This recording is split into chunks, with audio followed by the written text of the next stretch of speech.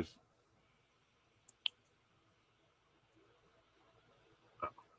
Dang, damn it.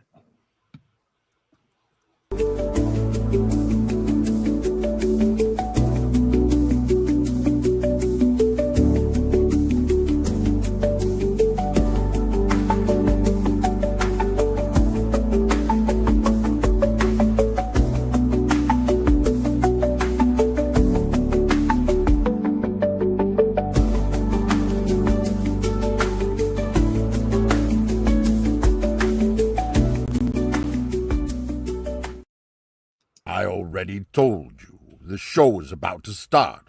Why do you always have to call at the most inopportune times? Or whatever, I'm hanging up. Cobra Commander is a fool, and an irritating one at that. He's always interrupting me while I'm working. I honestly don't know why I even put up with him. I mean, seriously. I would love to just get rid of him, but his grandmother does supply quite a bit of funding. Either way, Cobra Commander, go fuck yourself. Ugh. Sorry about all that nonsense. After all, tonight we're here to celebrate. We've finished the entire decade of the 1980s, ranking our top 10 picks from each year individually. And now it's time to rank the decade as a whole. Damn it, my drink is empty. Why don't you guys just watch this intro video while I go get a refill?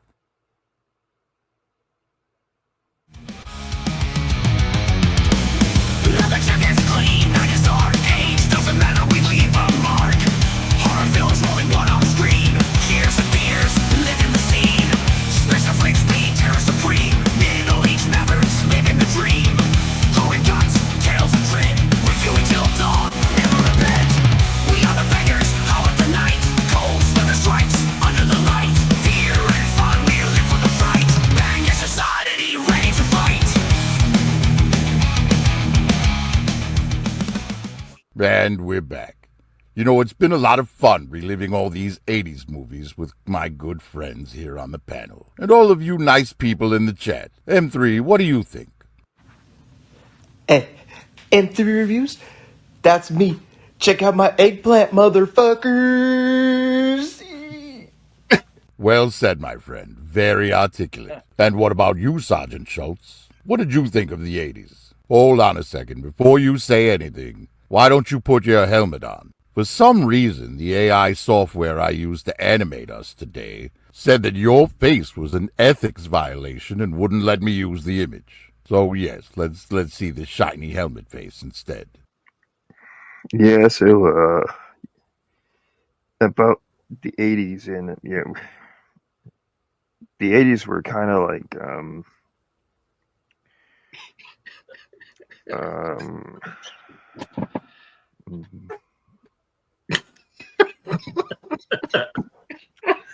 All right, moving on.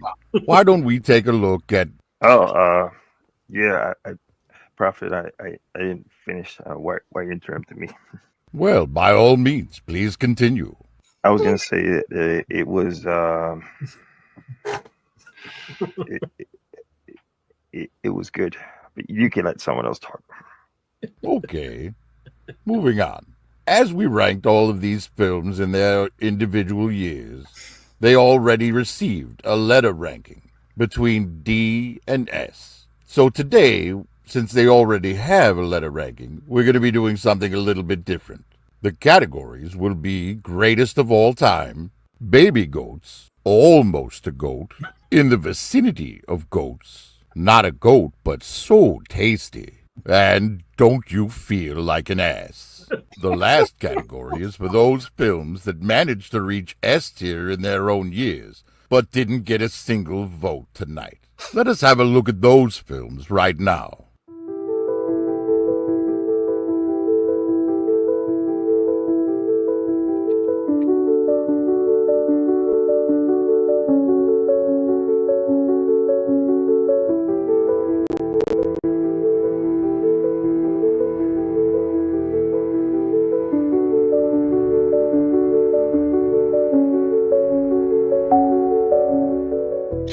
And with that, it's time to start the show.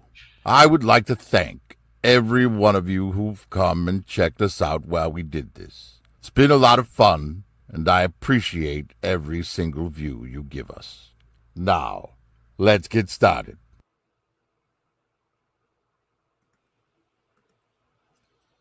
All right, all right.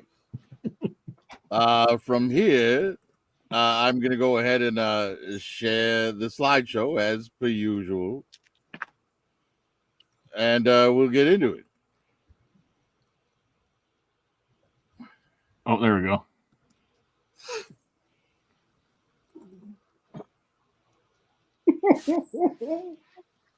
All right. So normally I include in the thumbnail, I include a little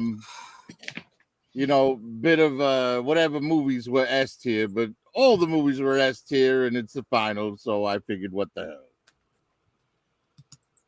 Do something simple and just move on from it, right?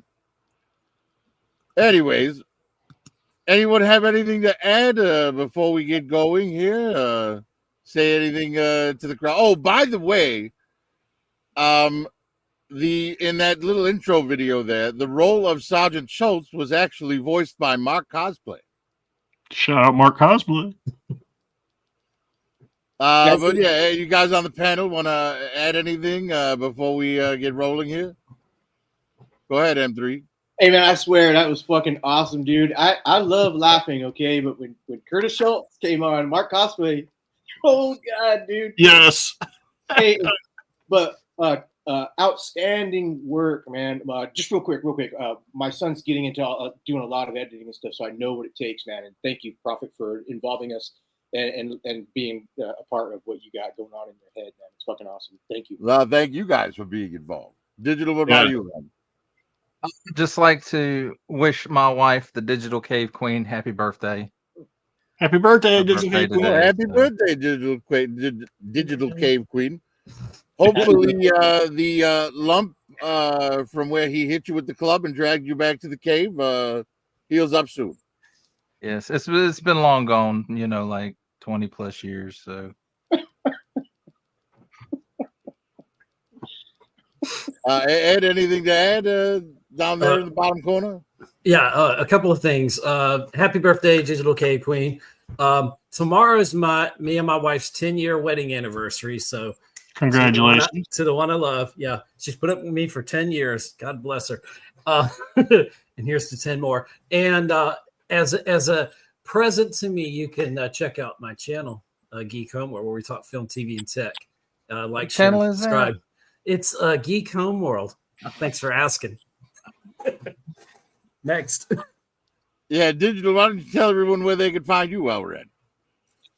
it actually says there under my name, but in case you can't read that little bitty script down there, it's youtube.com/@digitalcaveman with 2 N's, because you don't want to leave one N off and end up at that other guy's stuff, because I don't know anything about him and you might not like what you find there. And I know you'll love all of my content. So make sure you add that extra N. It comes with Luba's content. M3? Oh yeah, you can find me here in the garage chilling with these guys usually at Casual Toy Chat over there, or Star Wars Squawk Box, or here on Star Wars Squawk Box. It's great. Sergeant Schultz, anything to add? Yeah, you can find me either up at the moon or down in the mines helping out Mr. Prophet. Or the cemetery, it looks like. Yeah, for the record, when he's down in the mines, he's not actually mining. He's just one of the guys that stands over the children with the whip. No. Yeah, as you can see here in the thumbnail, this is just M3, Sergeant Schultz, and I giving our hats off to the entire decade, because the 80s was arguably one of the best decades in cinema history. I love that CGI where M3 has hair. Right. Yeah, nobody knew it was under the helmet before. But getting started here, might as well jump right in. Caddyshack. Oh, by the way, Bullwinkle He couldn't make it tonight, but we do have his picks, and thankfully he wasn't alone on any of them. But Ed, you're on Caddyshack with him. Why don't you get us started here? It's all right. The man's a menace. I tell you. For me, the quintessential Rodney Dangerfield film. Next to that is Back to School. What's not to love? This is probably one of the greatest comedies I've ever seen in my life. I could watch Caddyshack and pick it up. Not Caddyshack 2, but Caddyshack 1. I could watch it, pick it up anywhere. Chevy Chase, some of the funniest. The entire cast is just a brilliant cast. It's hilarious. Rodney Dangerfield. Yeah, what can you say? I don't have a script. This is live, so it's just a fantastic masterpiece. It's definitely S tier. Help me out. What's the actor there? I can't think of his name. Right there. Is it? No, it's not George Hamilton. No, you're talking about the judge, right? The judge, yeah. So hilarious. I love it. And Was then it Ted Knight, I think. Ted Knight. He's so brilliant in this. And it's so funny to watch. Chevy Chase is being smooth, as you see in the clip right there. And the golf caddy, I think McKeon was his last name.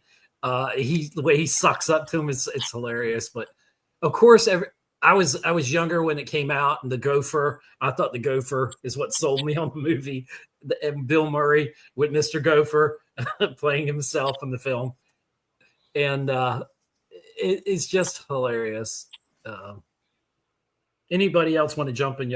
Please jump in, because I've got nothing else to say. I wanted to answer your question. It's you know, we're gonna pretty much keep it to just the people who you know, pick the film or whatever. The movies. I will say that it's a very nice hat. I bet you get a free bowl of soup with it. And the world needs ditch diggers too. It's all right.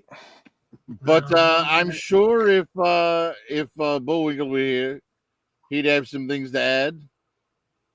But he's not. He had something come up and couldn't make it, sadly.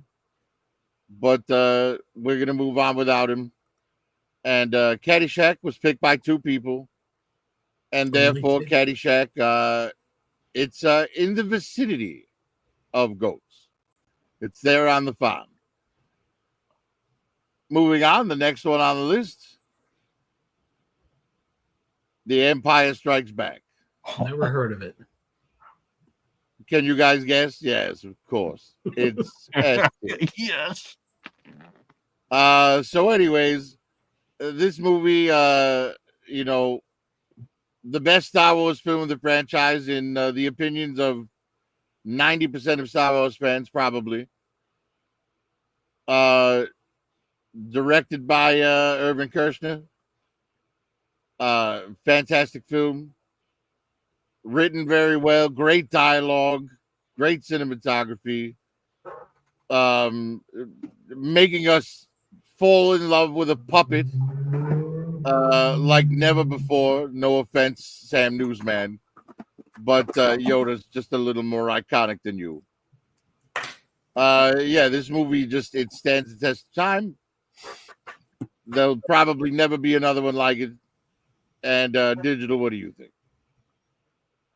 It's a classic, and it doesn't matter which version of it you watch, whether it's the original theatrical cut, which of course you can't find anymore, or more likely the special editions these days. But it doesn't matter, because this is still a classic. It still holds up, even the special effects for the most part. Now, if you're watching like an old VHS theatrical cut of it, yeah, there's some things in there that you can see that you weren't intended to see, like the squares around the ships and stuff like that. But, you know, when they were filming these movies, they never intended for them to be watched at home.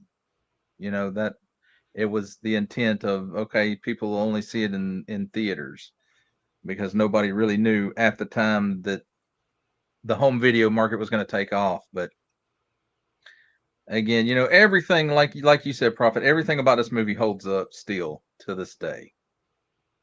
And this movie is what, to me, made Darth Vader the most badass villain in all of Star Wars forever. Because you don't get more evil than all the things he did, and then at the end, pulling the ultimate evil card and spoiler alert, saying, "I am your father." So with that, I'll leave maybe one or two tidbits for other people to talk about. Thank you. Yeah, and unlike Darth Vader to Luke, I will say, Ed, I am absolutely not your father.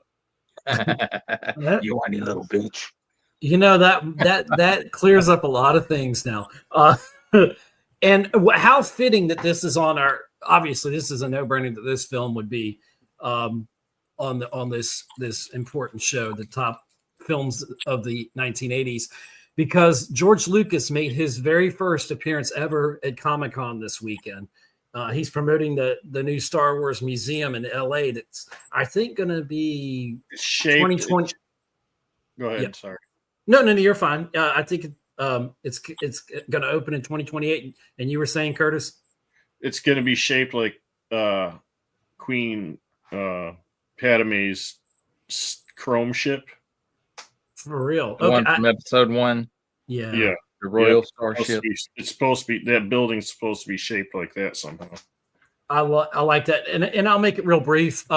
My thoughts about this film, it's obviously a masterpiece. It is the blueprint of how to make a second film in a trilogy, which is now 6 films or 9 if you count Disney, Star Wars. But this film, this sophomore film, improved upon the original, which probably most people didn't think was possible. It's just a masterpiece. And whenever George Lucas does a film, he's pushing sound, he's pushing the visuals, the technology. So many things came out of just the success of the Star Wars films, the original trilogy, and George Lucas did it better than everybody. And this film will never be topped. And every other film gets compared to this film when you're saying, best of in your trilogy or whatever. So it's a masterpiece. It's an important part of my life 55 years later, and it's 50 whatever plus years it still holds up. Yes, some of the CGI a little bit, but it's still better than most. And it's all about story, and it's got the best story. All right, next person. Thank you. Yeah, so Curtis, I'm not your father either, but I am your brother's, sister's, cousin's, uncle's former roommate. Oh man, this film I went to see with my grandfather, right? So like it has that special thing too. But the films, the cinema, whatever film they use to shoot that movie is different than most movies. It's got like a different color tint to it, and it makes the movie pop out so much more. The Battle of Hoth, I was just amazed by that as a kid. I was just like, wow, And then, of course, you find out, like you said, that Vader's the father. But just before that, while they're in Hoth, Leia and Luke kiss, and then later on you find out, they're brother and sister. So it's like, whoa. But that's like the changes that like George Lucas would do, because at the time he wasn't going in that direction, but before halfway through the filming, he goes, I'm gonna make Darth Vader the father. So I mean, it's a great film. It's full of action. That's about that, because everybody else pretty much went over everything. Oh, we got to meet Boba Fett for the first time. Well, basically the second time, but first time in actual person. Right. Yeah, we got to watch him stand around, sneak in the garbage, and then snitch like a little rat. Yeah. So M3, I might be your father. That'd be great. Shout out, Mom. Hey, the only thing I gotta say- hey, this film right here could be watched today, and you wouldn't even want CGI involved in it. When somebody got him later and threw some CGI stuff in the trilogy, I didn't really mind it, but like seeing like Jabba walk with Han Solo, kind of not my thing. The band playing, I know these movies kind of collide in my head, all three together, but this one for sure, as well as all of them, I could watch it today and not complain about the real animatronics being used, the real people being inside the suits for R2D2, and C3PO.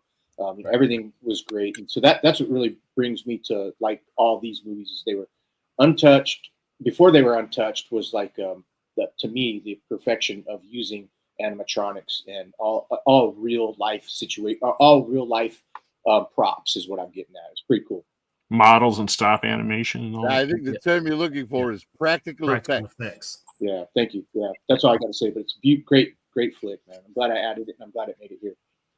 Nice. And just to address something Curtis said, I've been listening to people complain about the borderline incestual kiss between Luke and Leia in Empire Strikes Back. And look, she only kissed him to make Han jealous. There was no feeling behind that for her and him. And then at the end of the movie, when she kisses him out again, it's on the forehead, like a mother kissing her son when he's sick or something. Totally platonic. So let's stop with the incest jokes, even though I myself have made them in the past. Whatever. But yeah, M3. Before we move on, let me just go ahead and say yes, it's our first goat on the list. And M3, why don't you address the chat before we move on? Hell yeah, brother. Cheers, everybody. Thanks for stopping in. Deadman1 is here. Mr. Rob78 is here. What up, Rob? Toy Mercs with no space between Toy and Merc. We got Frank Dumont. Thanks, Frank. And then all of us are here. And Savannah on Film. Shout out Savannah on Film. Thanks for being here as well. Coming up. And Casual was here earlier. Not sure if he's here now or if he pops in later. But thanks, everybody, for coming in. Greatly appreciated. Prophet did a great job. Fantastic. Thank you, sir. Thank you, M3. Next on the list, The Shining, picked by M3. M3, you are taking a trip to the Overlook Hotel all by yourself today. Go ahead, my friend. Yeah, this one right here was Jack Nicholson. To me, one of the just awesome. The only thing I saw of Jack Nicholson before this was One Flew Over the Cuckoo's Nest. He's got crazy eyes, and he will always have that with me. This movie right here is just he gets basically I believe it's like a possession kind of thing. He's in his own mind. Some of the stuff happens, some of the stuff doesn't happen. I really like a couple movies that kind of bring this movie aspect into it, like Ready Player One. One of the main scenes, in order to find a key, they go to the Overlook Hotel. Stanley Kubrick is the curator of this one, or the director. They did really good. Super creepy. The two twin girls in the hallway, when because I'm that kid's age right there when this came out, and I'm like, whoa, that was pretty fucking crazy, and really a scary movie. It didn't scare me like, oh my god, but it scared me. It left some good impressions on some crazy aspects of when you get faced with haunted house. The whole haunted house thing is pretty cool. The blood coming out of the hallway or the elevator. Holy shit, dude! When I saw that when I was a kid, I was like, "What the fuck? These people are screwed, man." And again, with Jack Nicholson, he did great. Good movie. See it if you haven't seen it.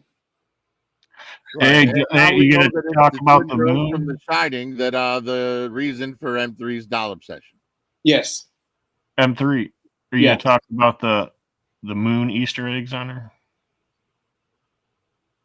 The moon what? Moon landing Easter eggs. Oh yeah, the moon landing. No. Right. Another show. I was gonna bring it up, Kurt, but yeah, it's not a goat, but it's tasty. Next on the list, Raiders of the Lost Ark, picked by Digital Ed and myself. Really surprised more people didn't pick this. Ed, why don't you start us out? What's not to love about this film?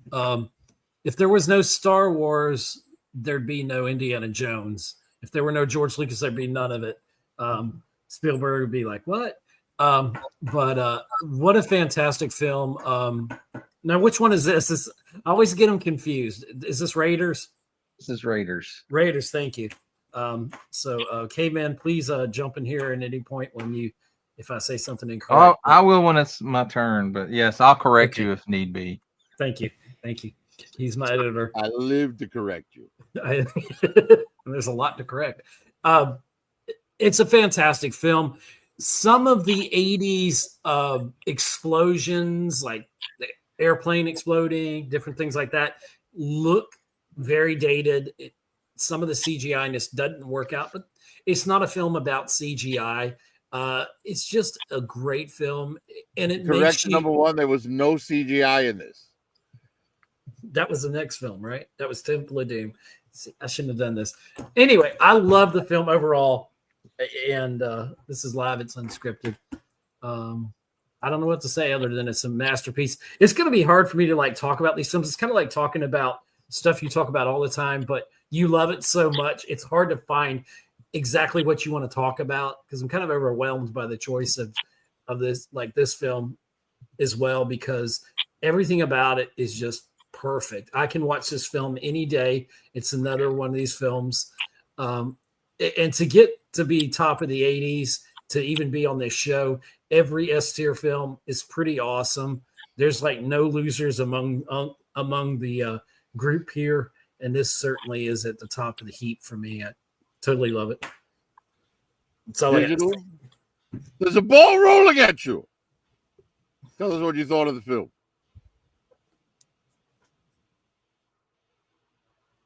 You're muted, sir. We can't hear you. Unmute. I will talk for him. It was a good film. I liked it. It did very well. Am I back on now? I don't know. Yes, now we can hear you. Go ahead, man. Difficulties tonight. So, Empire Strikes Back was an example of the sequel being better than the first one. This is one of those where the first one it's hard to beat, and I don't think they ever will at this point. The Last Crusade came pretty close, but this one, it's just, I don't know. It has the right mix of elements. I remember going to the theater and watching this movie, and at 3 points during the movie, I thought the movie was over. And nope, here comes some more. So, it was just a great, great film and a great ride to see in the theater. And it's almost like, to me, it was the movie that never stopped giving. And, you had classic archetype hero and villains, and just I can't find any fault in this movie. And just remember, at the end, close your eyes. Yeah, see, I agree. This movie is damn near perfect. Every effect in this thing, including the melting faces at the end, are practical effects. That airplane explosion when he's fighting the big giant bald dude with the mustache, they actually blew that plane up. That's a real explosion, no CGI whatsoever. The Well of Souls scene with Marion and everything in this movie is this is what should be shown in film schools when they're asked, what is a adventure film. This is an adventure film that all other adventure films will forever be measured against. Harrison Ford, so glad that they didn't get their first choice, because there's no way Tom Selleck would have done a better job. You got to give credit to John Williams, of course, for the score. he easily dominated the 80s as the #1 composer for the entire decade. And Spielberg, like, come on, man. This was during a time in Spielberg's career where he couldn't miss. Like, he wasn't having fastballs thrown at him. He was playing T-ball. Like, there was zero missing for Spielberg in the 80s. But yeah, this movie is one of my all-time favorites.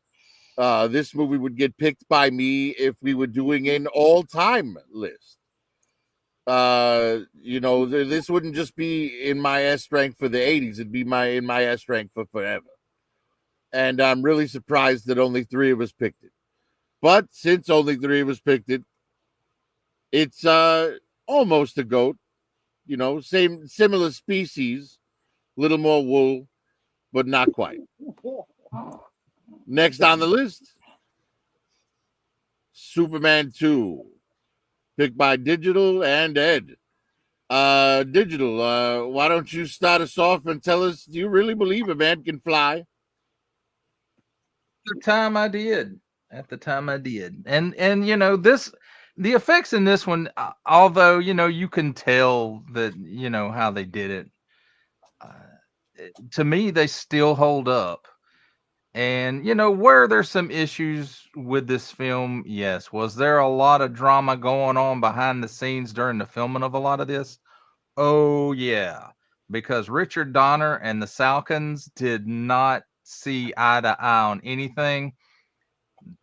They were filming a lot of Superman 2, in case some of you out there don't know, was filmed at the same time as Superman the movie. And the idea was to get all the filming done for 2 movies at one time, and then get the first one edited and then work on the second one for a couple of years. But because of differences between the director and the producers, that's not what happened. Everything was running over budget. So they made the decision to just concentrate on Superman the movie, and then they'd come back and do pickups or whatever for Superman 2. And for those of you who have never seen the Donner cut of Superman 2, it's worth a watch. Now, I don't like the way that they end that one, but I love the way that they start it, and the original idea of when Lex Luthor launches the missiles in Superman 1 and Superman throws one off into space. Well, in the Donner cut, that missile spins out into space, it explodes, and that's what opens up the Phantom Zone. And at the end of the movie, it was supposed to show, at the end of Superman the movie, it was supposed to show, the 3 supervillains headed toward Earth. But again, that didn't happen. But I won't say I like the Donner cut more than the theatrical cut. I've watched the theatrical cut a bazillion times, and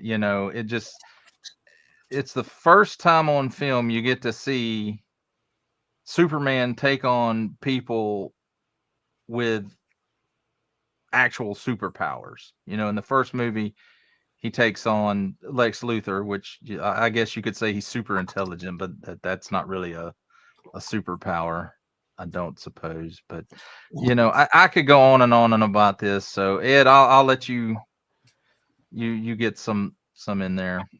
Thank you. Maybe. Yeah. This I was. What year was this? 1980. 82. 80. 78. I think it was 80. I don't know. No, Was it it was 82? 82. No, actually, it's 81. It says right there at the top. Oh, it sure does say does. that right Very there. small print. We'll split the difference. These movies are in order of release date. Okay. The years Ooh. we're doing them in order of a release here. Oh, okay. Anyway, so yeah, 81. I was 11 when I saw this, and when I saw the first Superman, I did believe a man could fly, and like Caveman so brilliantly said, for the longest time, this was our superhero movie. It was right at this, and Superman 2 was definitely I know. Christopher Reeve, a great Superman. The greatest, yes. I will give some love to James Gunn's new Superman film with David Corn Sweat. It's not Corn Sweat. I wish there should be a drinking game every time somebody mispronounces his name when they say Corn Sweat instead of Corn Sweat. But anyway, it's a fun movie. It's a different type of Superman. But for Superman 2, to piggyback off of what Caveman said, for me, having three powered people, the same powers as Superman, was amazing. The idea is like triple the threat. Oh my gosh, what's going to happen here? The Donner cut, I love the Donner cut, but like the rest of us, I probably saw the theatrical more. It's probably more embedded. There's so many scenes I already know, like Star Wars, Empire Strikes Back. I already know. I almost know the whole script of this film. It's like, and I know I had my action figures. My Superman was flying around. He was, fighting alongside Batman, Green Lantern, and all, the things that we still hold, 40, 50 years down the road. I'm looking at some of the collectibles that I have here. And, this really gave me a love for my superheroes. Superman's my favorite superhero. And he's better than Batman, even though Batman is the best superhero, right? I just love it. I just love the character. I love that he stands up for truth, justice, and the American way, and all that other stuff, however they want to put it. But for me, this is a quintessential Superman film. As much as I like the first Superman film, I really love this film, and it's great. The effects, they still hold up, like Caveman said, but you can see how they did it, and you can see they don't hold up, but they still kind of hold up, if you know what I mean. So it's a fantastic film. I love it. It's great. It still makes me believe a man can fly. It does. It does. And incidentally, corn sweats are what happen when you eat too many hard shell tacos. It probably does. But this movie was picked by two, so it's in the vicinity of goats. Next on the list, Conan the Barbarian. Picked by only me. The rest of you are crazy. Anyways, Arnold Schwarzenegger. This is people say that the Terminator is the movie that made him a star, but he wouldn't have been the Terminator without this movie. He could barely speak English, and yet every line is delivered memorably. The story on this is fantastic. You can't have a better villain than James Earl Jones. Just ask George Lucas. And well, unlike the last movie, this one wasn't scored by John Williams, but you're going to see John Williams a lot tonight. But yeah, this movie, Subotai, a surfer friend of the director.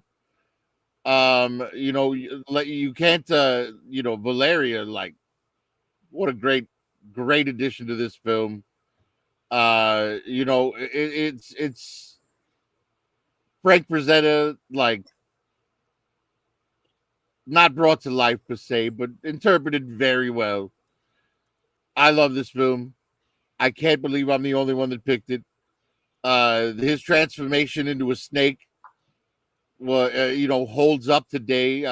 Unlike anything in the second Conan movie, none of that holds up at all. Like, at all. But Arnold killed it in this film. This movie, I believe, Dino De Laurentiis was it that directed it? I'm not sure. Yeah, they were the producers, the De Laurentiises. Right. This, I can't believe I'm the only one that picked it, to be honest. And Max von Sydow is the king. Lions ate him. Fantastic. I like to say, as much as I love fantasy and sword and sorcery, and the fact that I did not pick Conan the Barbarian just goes to show how many great movies were in this decade. Yeah. Right. And that's why I forgive it. If we were in the 82 year and I was the only one that picked this, I think I would have quit the show. I think we would have only done those first 2 episodes because, like, that would have been the end of it. Mhm. But it's understandable, and at least it's not an ass. It's not a goat, but it's tasty. Anyways, moving on. First Blood, picked by M3. M3, you're on your own here.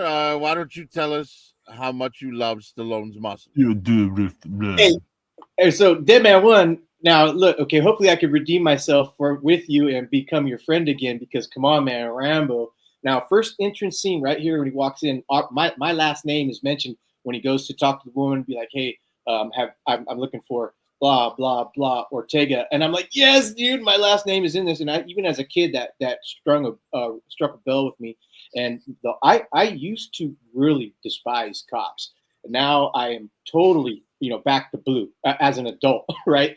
But this guy just going into this town and getting fucked with right away. He just wants to get a fucking burger and leave, but they fuck with him right away, dude. This motherfucker right there doing all the stuff. Well, he gets his fucking his comeback when he's up and he runs up in the fucking hills and does all of his Green Beret fucking shit. And hey, don't fuck with a man that is John Rambo. This guy will fucking hurt you. I'm glad they went all the way to Rambo First Blood Part 5. Great movies, all of them. They got a little bit of fucking, exaggerated in the other ones, but this one right here was the epitome of the 80s, dude. If you weren't a kid and you didn't tie a fucking a bandana around your head and run around the fucking creek like Rambo, oh, man, you ain't no kid, man. This shit was great. Rambo First Blood was just an outstanding movie. Again, no CGI, all practical. The events that took place in the forest, from killing the boar, surviving, going through everything, going into town, getting the fucking end, the end where he just blows everything up. That whole gun store goes up in smoke, dude. This movie's great. I highly recommend it. We'll always watch it, probably once every 2 years. It's a good movie. The good cast. And Rambo, apparently he wrote this, Sylvester Stallone, and he thought it was going to fail. But it ended up being an icon, and I thought that was pretty cool to understand too. I think he was going to pull it off and say, "Nah, never mind. Let's not go through with it. It's kind of fucking this and that." But ended up going through, and I'm glad they did. It's a great movie. Great movie. Yes, he did, man. Yeah, and I have to say, M3, I give you significant credit here. I mean, you put a movie on your list with 0 boobs in it. No titties. Except Stallone's.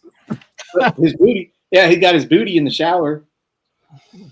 But M3 was the only one who found room on his list for this, so it's also not a goat, but so tasty. M3, why don't you address the chat before we move on? Oh yes, Dead Man 1 is here. What's up, Dead Man 1? Thanks for coming in, man. And Rob78 still here. He said 100% Rambo says fuck around and find out. 100%, dude. And Dead Man says, how can you even talk to these jokers? I can't believe it. He's a big Conan fan, apparently, Prophet. So he was giving you some props and giving us some shade, some salt. He said, "What the fuck?" But right. I saw Dead Man said he couldn't believe no one else picked it as well. So yeah. And earlier, about 20 minutes ago, Destro's Dungeon came in. What's up, Destro's Dungeon? If you're here or not, thank you for stopping by, man. But that's it. Good for chat. I just want to ask because I know digital, you're simultaneously streaming this on your channel as well, aren't you? What's that? Are you also streaming this on your channel right now? Yes, I am. Do you have anyone in your chat that you'd like to address? They should all be showing up. They all show up on this on one. the main chat all in right, StreamYard. they all show up there. So yeah. Then clearly I don't know how things work, and I will just move on. I just want to say something real quick to the chat. Chat, M3 is not gay, but $20 is $20. So right, and M3 is also because Bull isn't here, the only one to represent A Christmas Story tonight. So go ahead again, M3. What? Okay. So Christmas Story. When I watched this when it first came out, I didn't even watch it when it first came out. I mean, I was probably 11 or 12 when I first saw it. I just watch it every year. I can't say anything else about how funny it is, and it just everything that this kid goes through. It's almost like me. It's like a meme in itself, right? The whole thing. They've got memes of this, memes in it. If you, it's just iconic. The bullies when little Ralphie gets soap in his mouth. It's just a little story of a kid that finally gets what he wants for Christmas. And I've done the Christmas list. My mom was shout out my mom. She's always been really good to me. She was the one that went out for Christmas and provided presents. You know, my dad was the money maker, and my mom she getting at. I feel this kid's pain. I feel him. I really wanted some, certain things, and my mom was able to pick up on little things. Transformers, my turbo train, man. I'm glad that this movie's out, and I am not even lying. For the last since it's been out, since I started watching it, I've watched it every single year. I put it on playback on my TV on Christmas. A couple years I've done that. It just recycles itself, plays it again.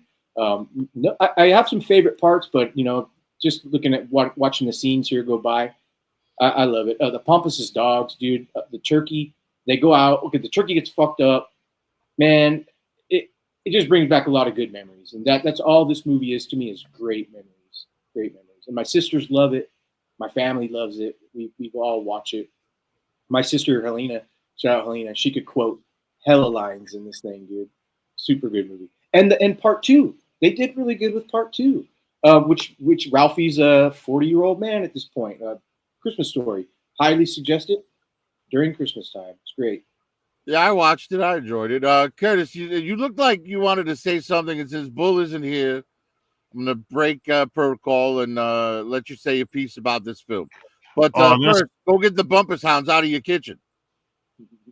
The bumpers.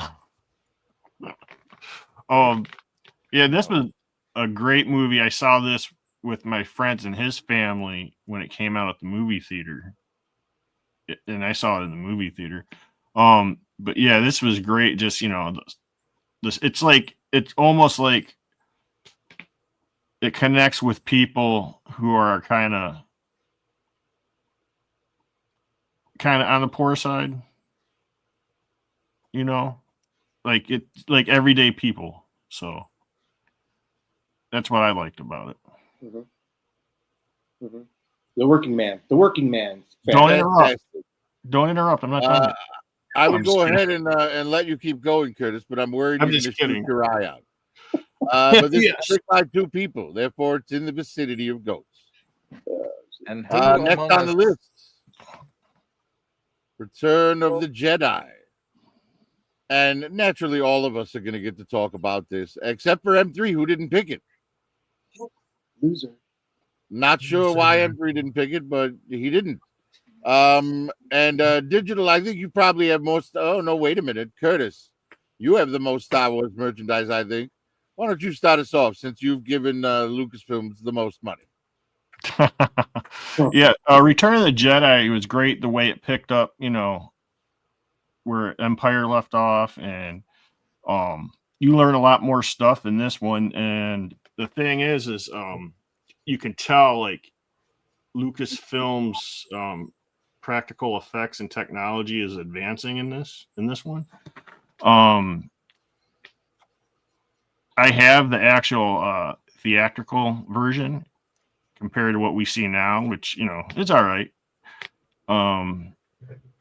But yeah, like, it's just the whole thing puts everything together, and it's a great ending to a trilogy, I think. So whoever's next, go, because there's a lot to talk about. Yeah, go ahead, Digital.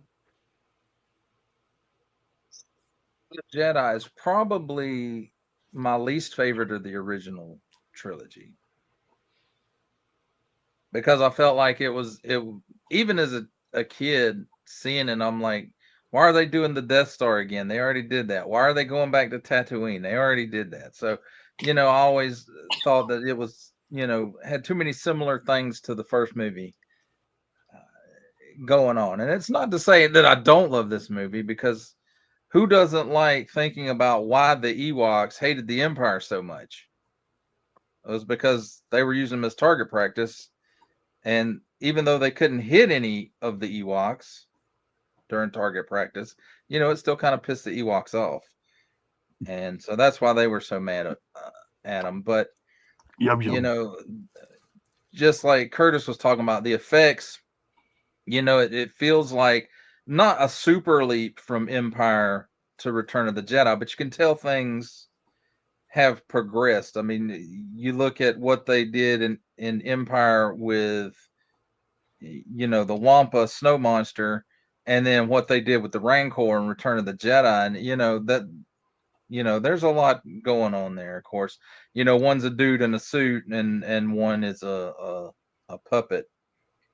But still, I mean, going to see this in the theater, and you see like Jabba the Hutt for the first time, and you see the Rancor for the first time, and then we get to see the Emperor for the first time. Really, I mean, yeah, he was in that hologram in Empire, but that doesn't really count because it was just a hologram. So And we it actually wasn't get Ian to see McDermott. the most evil boss of the most evil dude in the galaxy. And we get to see what kind of shrewd planner that the Emperor actually is, that he set all this up to wipe the rebels out completely. And of course, who can forget Admiral Akbar? It's a trap. And then I'll leave some other things for other people to say. Yeah. I've talked Well, long enough. what I'll say is I'll address one thing that you said. They did go back to Tatooine, but the first time they went to Tatooine, we got to watch R2 and C-3PO walk through the desert for 10 minutes, and this time we got to watch Luke wipe out Jabba's entire force and a Sarlacc pit. So, the much better the second trip. To Oh Tatooine. yeah. Second trip was always better. But again, John Williams here once again. And I'm just going to mention one little thing that I really, one little good piece of writing that was a nice callback to the previous film in this. Because in Empire Strikes Back, when Han's about to be put in the carbon freeze, Leia says, "I love you." And Harrison Ford ad-libs, "I know." And it stayed in the film. And that was an Empire. Went back to it in this one. Because when they're outside the Imperial bunker on Endor, and the stormtroopers get the drop on them, Leia's got her gun ready, and Han tells her he loves it, and she says, "I know." So he gets to come back to it.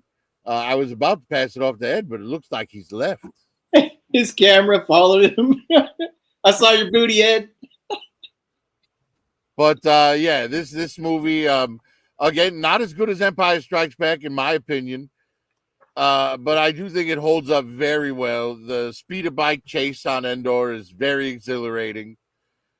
I like Lando and Wedge's run at the Death Star better than the original one in a lot of ways. I mean, the original one's always going to be more memorable. It was the first time. It's always going to be more iconic with Ben and Luke's ear. But getting to see like the guts of a Death Star, the way we got to see them as the ships flew through it, was you could see all that industrial portion where the construction crew works and all of that mess. You know what I mean? Those men that got killed just for being there. Anyways, Ed, go ahead. So this is a great film. It's before the other films. The original trilogy is still the best, and this is one of my favorite figures here. I hope it's showing up well. It's funny, it looks blue. His lightsaber looks blue on there. I don't know why. Hold on 1 second real quick. Here we go. Oh, I just realized. Oh, you know what? I've got my background on. Your green screen on, don't you? My green screen is on. I do. Well, just pretend my green screen's not on. That's why it's acting funny. But Luke, and then I've been putting together some of my posters, and I have this, and this is for the chat. Well, that's a nice poster. I like that one. Revenge of the Jedi. So yes. And we all know that. Is that one poster or is it 4 posters? No, it's just one poster. Well, this one, just for my collage, this is the original poster for the 3D of episode 1 that was going to come out. They were going to redo them all in 3D. And then Lucas sold Star Wars, and it all went south from there. And there's Revenge of the Jedi.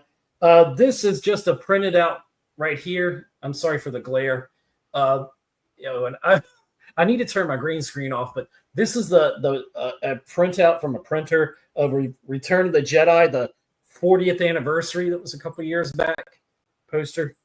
Give me 1 second. Let me just turn off my virtual background thing here. Okay, boom. Was there anything There you we go. actually wanted to say about Return of the Jedi? I do. Yeah, well, I'm actually showing it right here because there's a little. The 40th anniversary came out, and I got to go see that. I think in theaters, and it was awesome.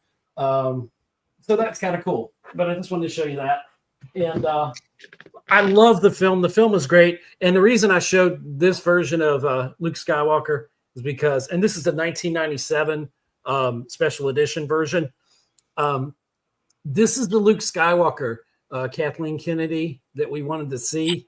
This is the Luke Skywalker. Okay, he's not some guy drinking blue milk on a as a hermit.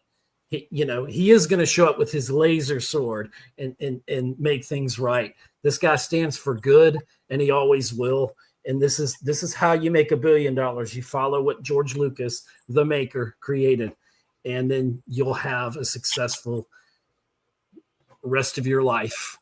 But Luke Skywalker is such a hero to a lot of people, and growing up, he was around I was 13 when this came out, and it was so cool. We're like, is he turning to the dark side because he's wearing black? Luke was always wearing white, on his hero's journey, and then he shows up here and he's so badass, and we didn't even get to see the whole spectacle of what could have been with Luke Skywalker. But I love this film for how Luke is portrayed, and you see the arc of his character, and you see the Luke Skywalker that we all know and love.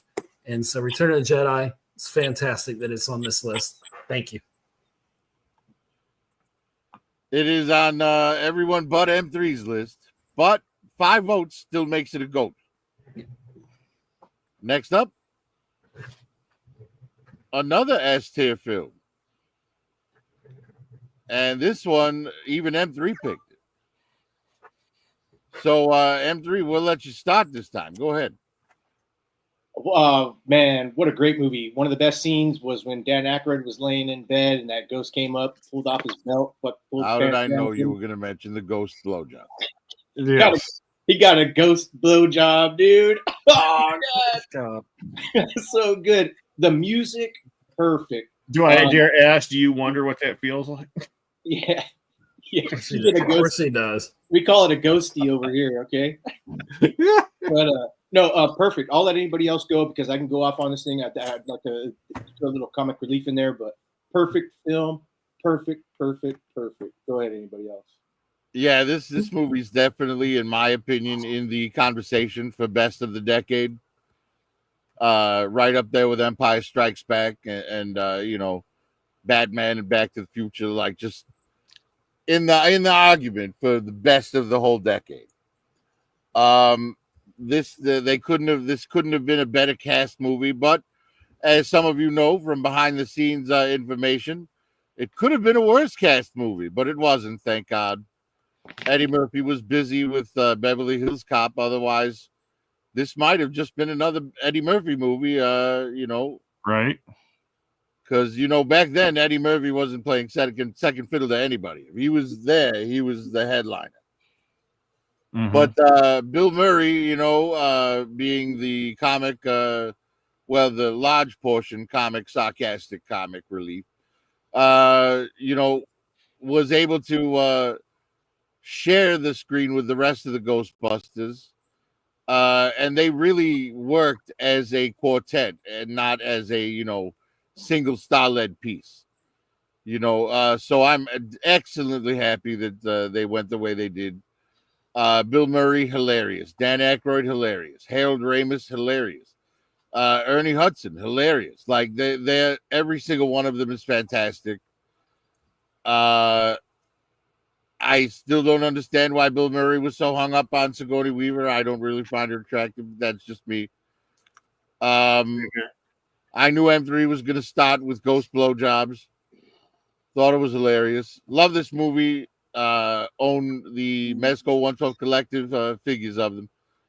And Curtis, tell us about your Ghostbusters memorabilia. I'm kidding. Yeah, to me, it's a perfectly done film. It's got the right amount of everything in it. It's, special effects, everything is good. It's great. It's one of my favorite movies of the decade. One of my favorite movies of all time, actually. And I got a question.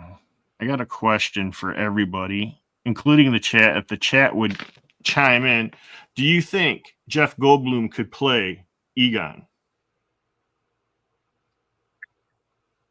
I would say yes. I think he could pull that off. I think he could too. But yeah, I mean, it would be a different, it wouldn't be Harold Ramis's Egon. No. But I do think Jeff Goldblum is weird enough to play that type of quirky scientist. Yeah.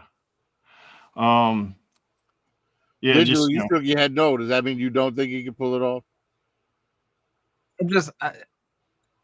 Can he pull off a quirky scientist? Yes. But I can't see anybody else but Harold Ramis playing this part. That's what I thought too, until I came across Jeff. Even just thinking about it, it wouldn't be Egon. Right. It's not Egon without Harold Ramis. It would be Jeff Goldblum being Jeff Goldblum. Right.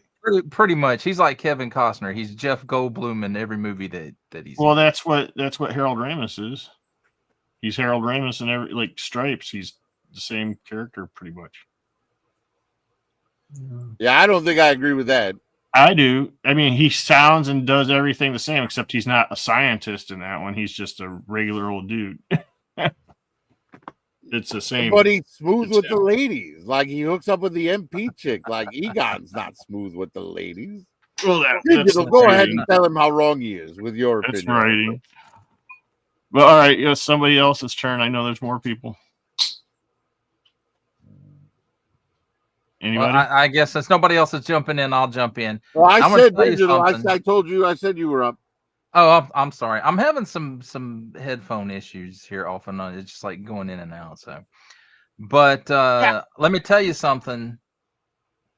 Busting makes me feel good, and I ain't afraid of no ghost. And I just made Huey Lewis like 20 cents. So, but Ray Pocket Jr. Well, no, there was a lawsuit. No, Huey Lewis, because right. there was a big lawsuit about the song. I want a new drug. You're right. Yeah. Yep. Oh wow, really? Huey Lewis sued the crap out of him. See, they originally wanted him to do the Ghostbusters song, and he turned them down. Right. And the reason they wanted him to do it was because of it's pretty much "I Want a New Drug" with different lyrics. Mm-hmm. And so they went ahead and got Ray Parker Jr. to do the song, and Huey didn't like that too much, so they sued the crap out of him and won. So every time that song gets played somewhere or referenced somewhere, Huey Lewis is making some money off of it. So, good job. But I mean, the cast in this is great, and this is, for me, this is Bill Murray when he was funny. After a certain point, I just don't find him funny anymore. But at this point, he was still funny. He wasn't as full of himself as maybe he was by the time they got to the sequel. And and just the characters work well together. They mesh, even though they're all like the main three, Egon, Ray, and what's his name? Bill Murray. Peter. Yeah, Peter. They're all scientists and they need help, so they hired pretty much your everyman and that's Winston. And he comes in there. He's like, I just want a damn job. I don't care what kind of crazy shit you guys are into. And then he sees some of the crazy shit, but he sticks with it. And and like I said, it's well written, it's well acted, and I couldn't see any other actors playing these folks. I mean, even as much as later on, like in Ghostbusters 2, you can tell Bill Murray is just pretty much doing it for a paycheck. He's not really that into it. And then even when all four of them reprise their role for Ghostbusters, the video game, in what was it, 2014, 2016, something like that, his line delivery is so, I mean, you could just tell he's just sitting there reading it off a paper and doesn't give a crap. So, I mean, that's, and let's not forget the Stay Puft Marshmallow Man. Peter, what did you do? Peter, what did you do, Ray? Oh yeah, that's what it is. Ray, what did you do? What did you do, Ray? I couldn't help it. I couldn't help it. Town. He's just looking for a good time. So okay, somebody else can talk now. That's cool. Well, Huey did get his revenge on them stealing "I Want a New Drug" for the Ghostbusters song, because the next year, 1985, he wrote their first #1 hit, "The Power of Love," and it in for Back to the Future, and everything turned out the way it should be. And so good for Huey. And Eddie Murphy was supposed to be in Ghostbusters, and he didn't make it the filming for this because he was filming a little known film called Beverly Hills Cop. And so once again, things turned out the way they were supposed to. Would have been great. It would have been different, but I like that how it all turned out. And of course, everything turned out the way it should. Ghostbusters is a fun film. It's better than the second one. Second one's the weakest. Ghostbusters Afterlife was where they probably should have stopped with the old cast, and just they did a great send off to Harold Ramis in that, so perfect, and they should have just stopped there. But Ghostbusters, I don't think, is one of those things that in Hollywood everything has to be a franchise, and some films just need to be a film or two and just leave it at that. And I feel like Ghostbusters should have been left alone and just let it be the great thing it was for the time it was, and enjoy it. And we'll always enjoy the original Ghostbusters. It's a great, funny film. It's just a great ensemble cast. I love everybody in it, from all the side characters. Harold Ramis is great. Everybody in that is just fantastic. And that's all I have to say. M3, why don't you tell us about the Twinkie? And then address the chat. I know you already said your piece on the movie. I'm just making a Twinkie joke. Oh yeah, shout out Twinkies. Oh, sorry, forgive me. Heather, thank you for coming in. I know you're probably not here anymore. She always stops by and says hello. Thank you, Heather. I appreciate that. Okay. Rob78 is still here, and he's talking about the ghosty. Oh yeah. Hey, but me and Digital had a side chat going about and Curtis in their furry suits. Read the comments in the chat for yourself. I saw that. I answered one of them. I said, "That's lies, man. I don't know what you're talking about." Lies. Look, lies. Lies. Yeah, that's great, dude. Well, one thing that's not a lie is that Ghostbusters is definitely a goat. But yeah, M3, go ahead on with the chat. No, that's it. Oh, that's it. That was up in the chat. It was just Rob78, Heather, Digital, myself, fucking around, and then started. All right. Then I guess we'll move on. Next on the list, The Terminator. Picked by Digital, Ed, and myself, because everyone else is crazy. The Terminator. Ed, considering how much you love Arnold Schwarzenegger, I think you'd be angry at me if I didn't let you go first. I still love you regardless. This is a great horror movie, and a lot of people don't look at this movie, but the Terminator from 1984 was a horror movie, and It was Stan Winston with help me out, K-Man. Am I getting the name right? Yeah, Winston? Stan Winston did The effects. I don't know if he did all the effects, but he did like the Future War, and he designed the endoskeleton. And did he also do American Werewolf in London, I think? Or am I thinking of someone else? On the effects, at least. That one Anyway. I don't know. You'll have to Okay. Google it. Okay. But anyway, the effects in this were incredible. Some of it look dated? Yeah, a little bit. And obviously the perfect film is the follow-up to this. But talk about two strong films. And I love everything Terminator. I'm like a Terminator super fan. So even the bad ones, I still can find things I love about them and different concepts and all that. But they'll never top T2. That's the perfect action film to this day in almost in any genre. It's one of the most perfect films in my belief. And the Terminator, it wouldn't be there without the Terminator. And so that's where it all began. And it's a fantastic movie.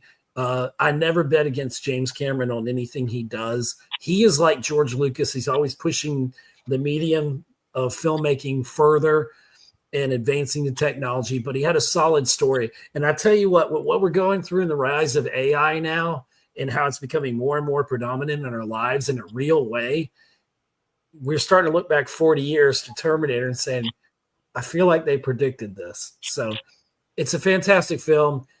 And from that point on, I was a Schwarzenegger fan, a super fan and all that. So I love this film. Someone else. I liked all the Terminator movies. Yeah, I do too. Thank you, Curtis. You're a good man. But they didn't make your list. Yeah, I did make my list, but it was hard. It could have easily. That wasn't an invitation, man. You didn't pick it. You don't get to talk about it. T2 should have made the list. It should be here, but that's okay. Is this not to the 90s, dude? Well, T2. I know. I do. Next decade. So I know. Sorry, I time traveled there. That's not true. About seeing Arnold Schwarzenegger butt naked in this film. Oh, it's totally awesome. It was the best part of the movie. Just like, oh my gosh, look, it's Arnold Schwarzenegger's butt. I hadn't seen that since like Conan. Okay, maybe we didn't see his butt in Conan. I don't remember. But this is just one of those movies that it was the right thing at the right time. And I don't know why Ed didn't touch more on like the behind the scenes stuff. When they were filming Terminator, they did what's referred to as guerrilla filmmaking because they didn't have permission to film at a lot of the places that they filmed. So they were did their filming and got out. Yeah. So, I think that kind of adds to the look of the film as well. And, this to me, this is really Schwarzenegger's real start into the one-liners that he becomes so famous for in all of his movies.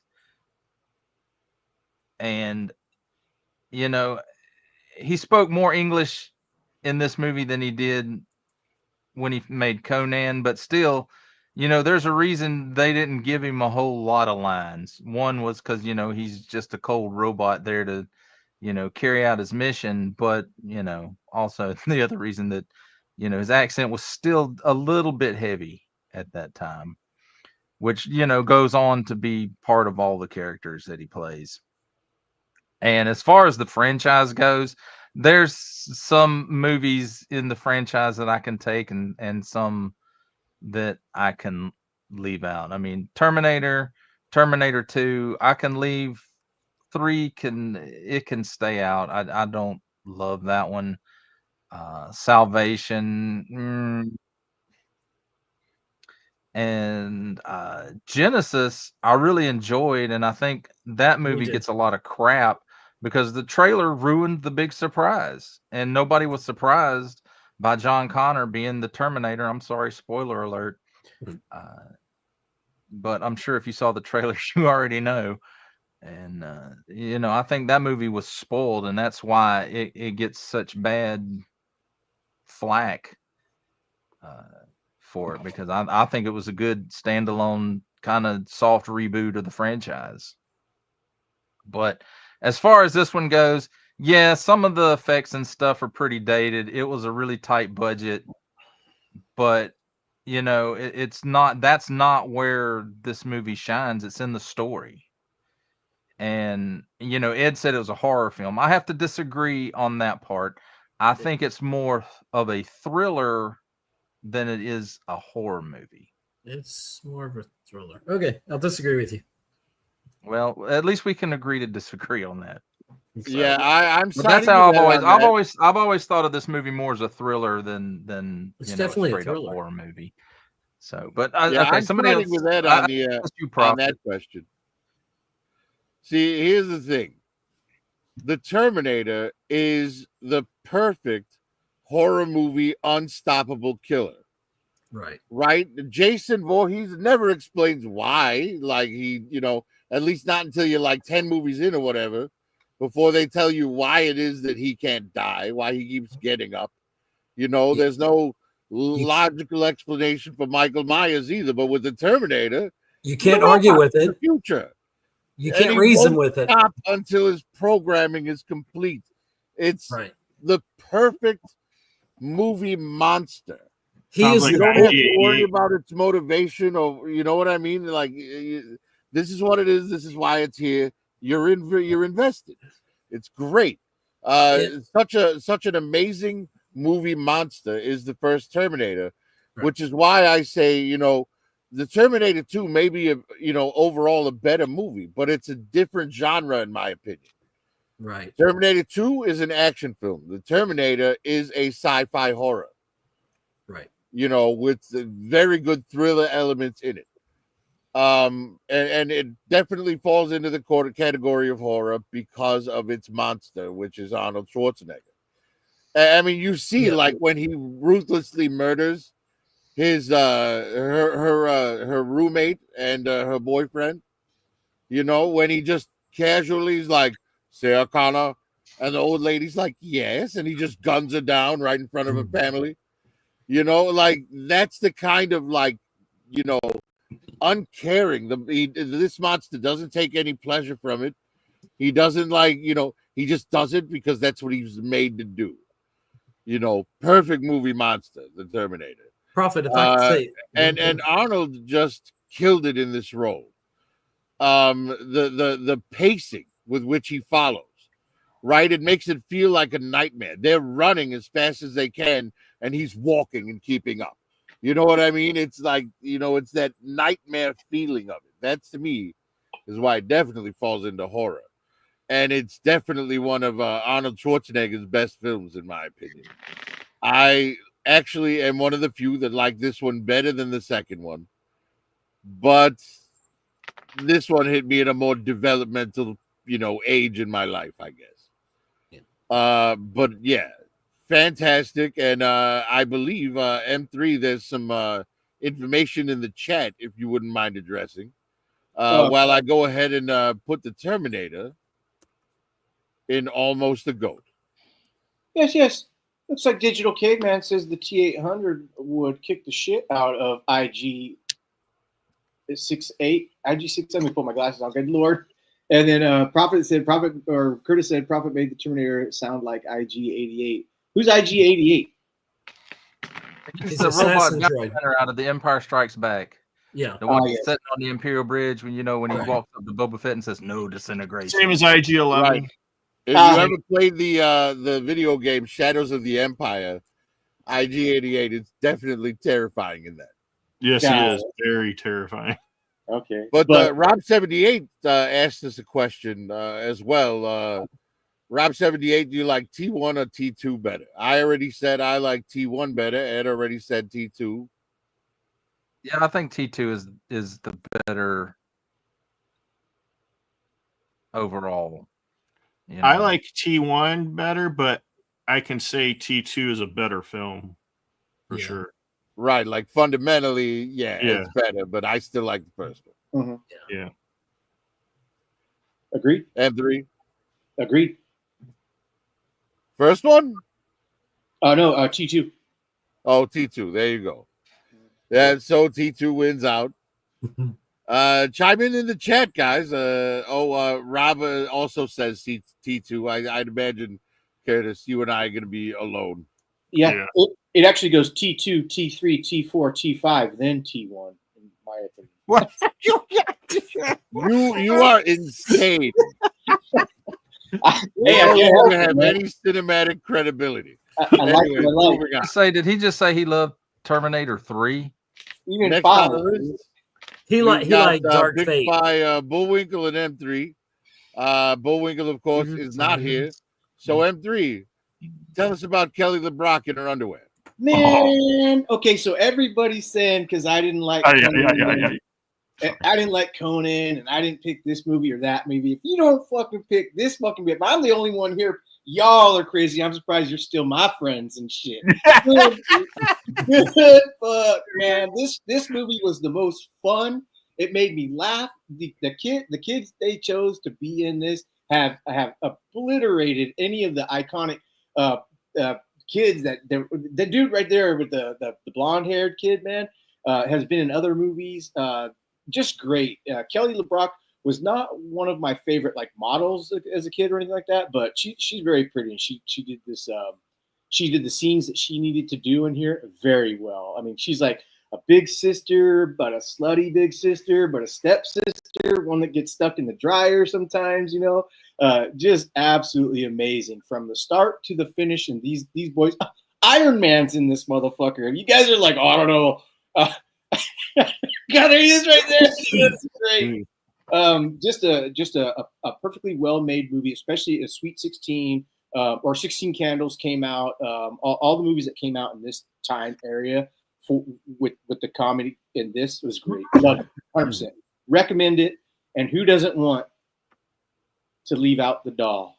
Not me. I'm hooking the doll up, man. Yeah, you of all people, right? Now I know why this is on your list. Hell yeah. You know, his doll literally came to life and like, Yes. there you go. But it's Megan. And let's not forget, When he doesn't Bill answer your Paxton, phone calls and stuff played like that, a you know that's what he's sentient doing. pile of shit in this movie. Rest in peace, Bill Paxton. Bill Paxton. Yeah. Next on the list. Oh, well, I'm sorry. This was picked by 2. It is in the vicinity of Ghost. Next on the list, Back to the Future, picked by, I believe, everyone but Curtis. What? Great Scott. Great Scott.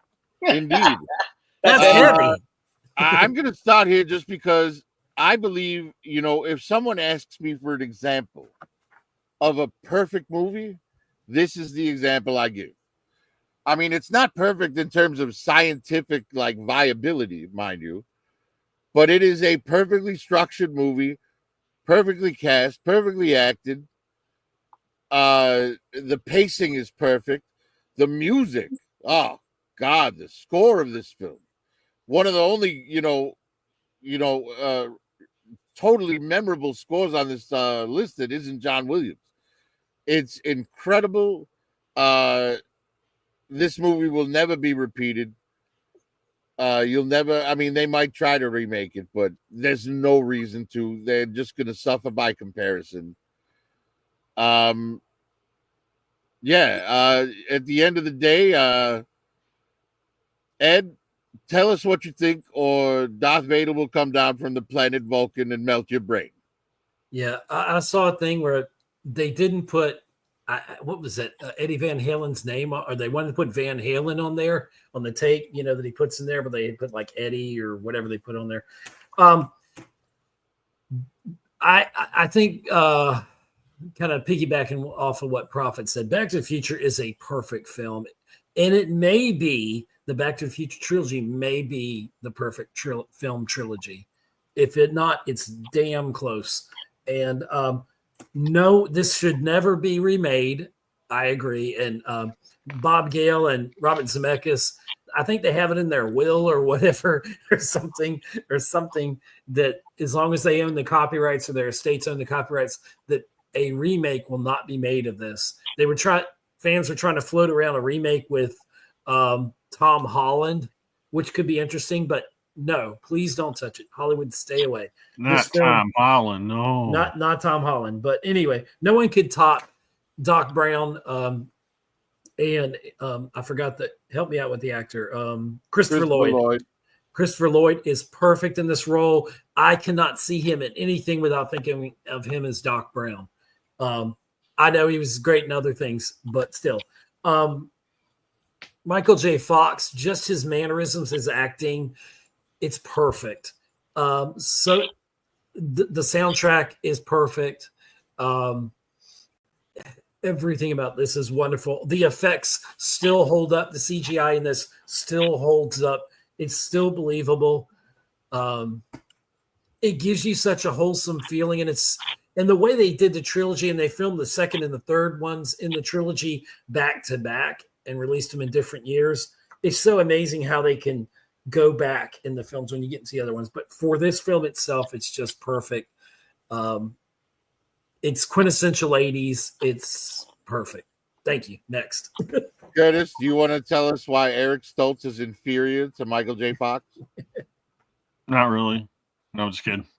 I like this film. This is my favorite one of the three. And I'm not really big on the second one. But this one, it was perfect. It was a perfect film. The score, like you said, man, is just great. And it goes with the scenes perfectly. It's just a great film all the way around. Good family film. All that good stuff. So that's all I got to say about it. Digital, how about you? I think most everything's been said. I have to agree with what Curtis said, though, about I think that 2 is probably the weakest in the trilogy. It's definitely not my favorite. The first one here, it is my favorite of the 3. Me too. And it's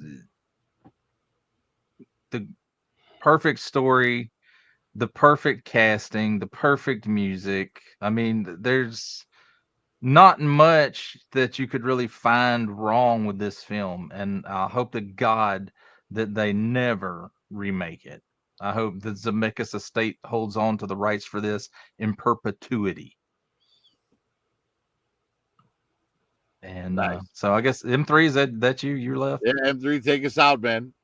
Oh yes, man. Well, I'm surprised Curtis didn't mention the incest scene when the mom kissed the son. Oh, that's you. Hey, I that's should have just left mom- you out, M3. That's you. that's I just don't want to mom's think about mom. that part. That's just mom returning the favor and throwing that tongue down that throat, man. Oh my God. Hey, no, but this Oh movie, man. actually, Somebody cut his mic. me and my mom and I love my mom a lot. She's Whoa. my mom was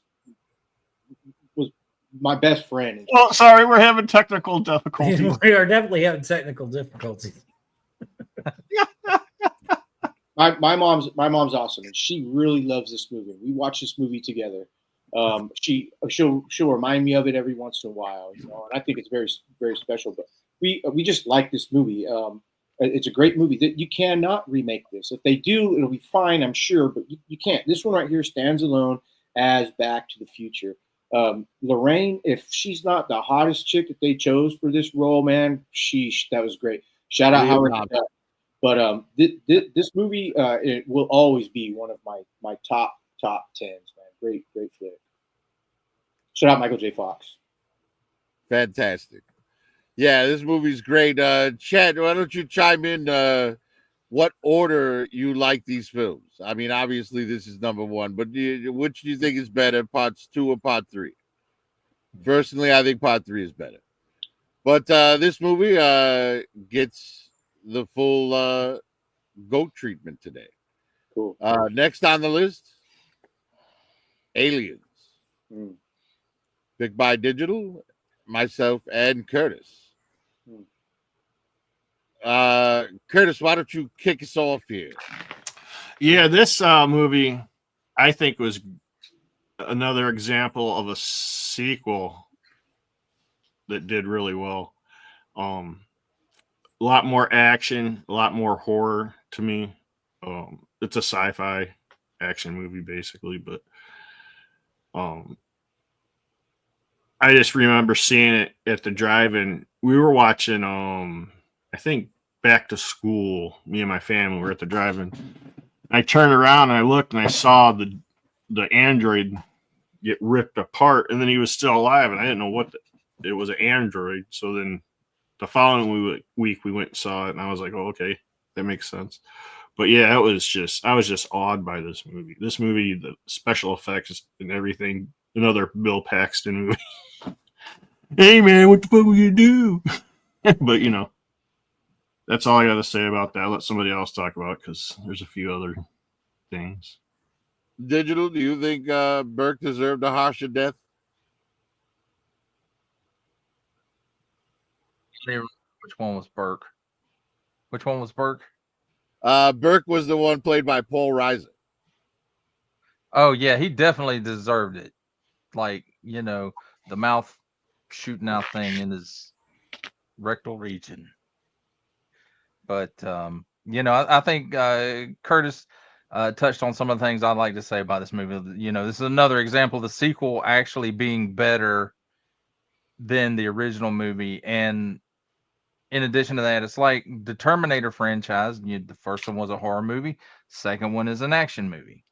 So, you know, two different genres there. And this is, out of the entire Alien franchise, this is the one. If you watch no other Alien movie in the franchise, you watch this one. This is the one. It wasn't Cameron's first rodeo, but this is the movie that put him on the map for Hollywood.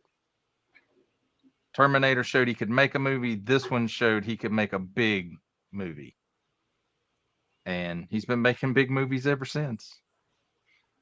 But, you know, Space Marines, robots, disgusting aliens, and, you know, I mean, what wasn't in this movie? Okay, they didn't have a Death Star, but, you know, and Rob 78 says Sigourney was absolutely great, and he's right. This is another movie. Yeah. You know, the you know the modern people like to call, there's no strong female leads. All you have to do is watch this movie, and you'll see one of the strongest female leads in all of cinema. Agreed. So, okay. Yeah, I mean, Game over, man.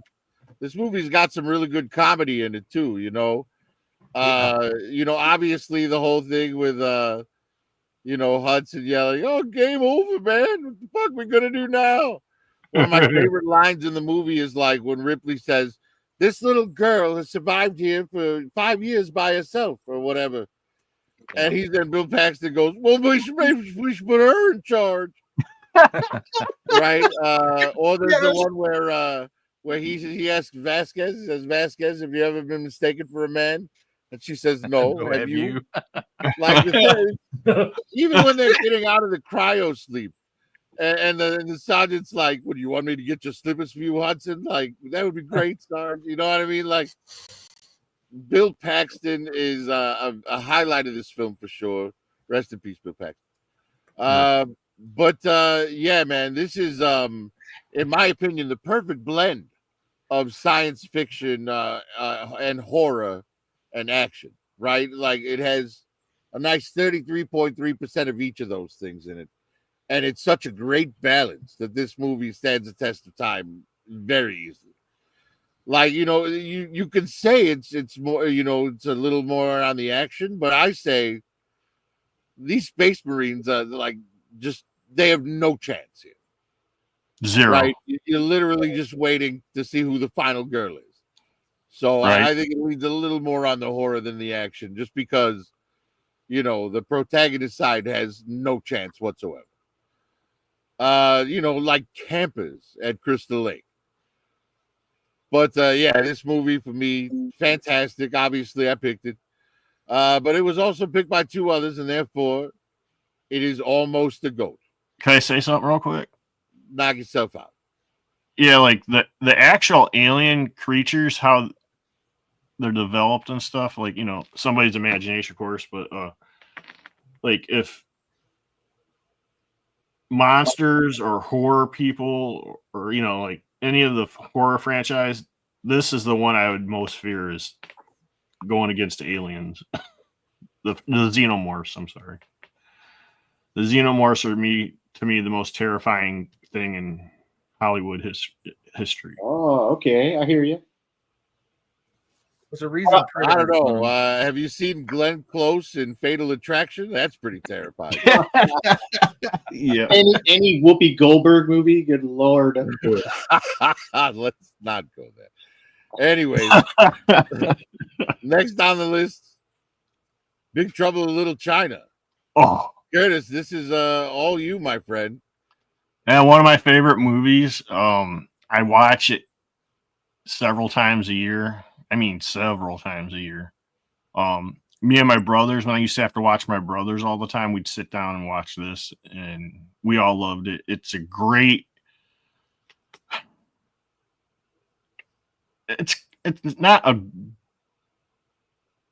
well, I think it's well done, but not really well done, I guess is what I'm looking for. But it's like a great It's B a movie. great B movie. yeah, that's it. Yeah, great B movie. That's a great description, didn't Yeah, and it's funny because like they're doing the Chinese thing, but it's all like Japanese lore, stuff like that. It's just great. It's funny. It's got lots of action. It's got good special effects. You got a great cast, Kurt Russell and what's her name? Kim Cattrall. Kim Cattrall. It's just a great, fun movie. Anybody else want to say anything about it? Because I know I enjoy you this movie. I enjoy this movie. I don't say I watch it every year or anything like that. Every 4 or 5 years I might pull it out and watch it, and I enjoy it every time that I watch it.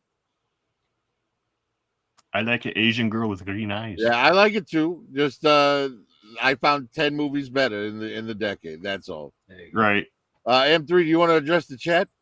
Oh yeah, Rob said, "I want to be ninja." Chop chop.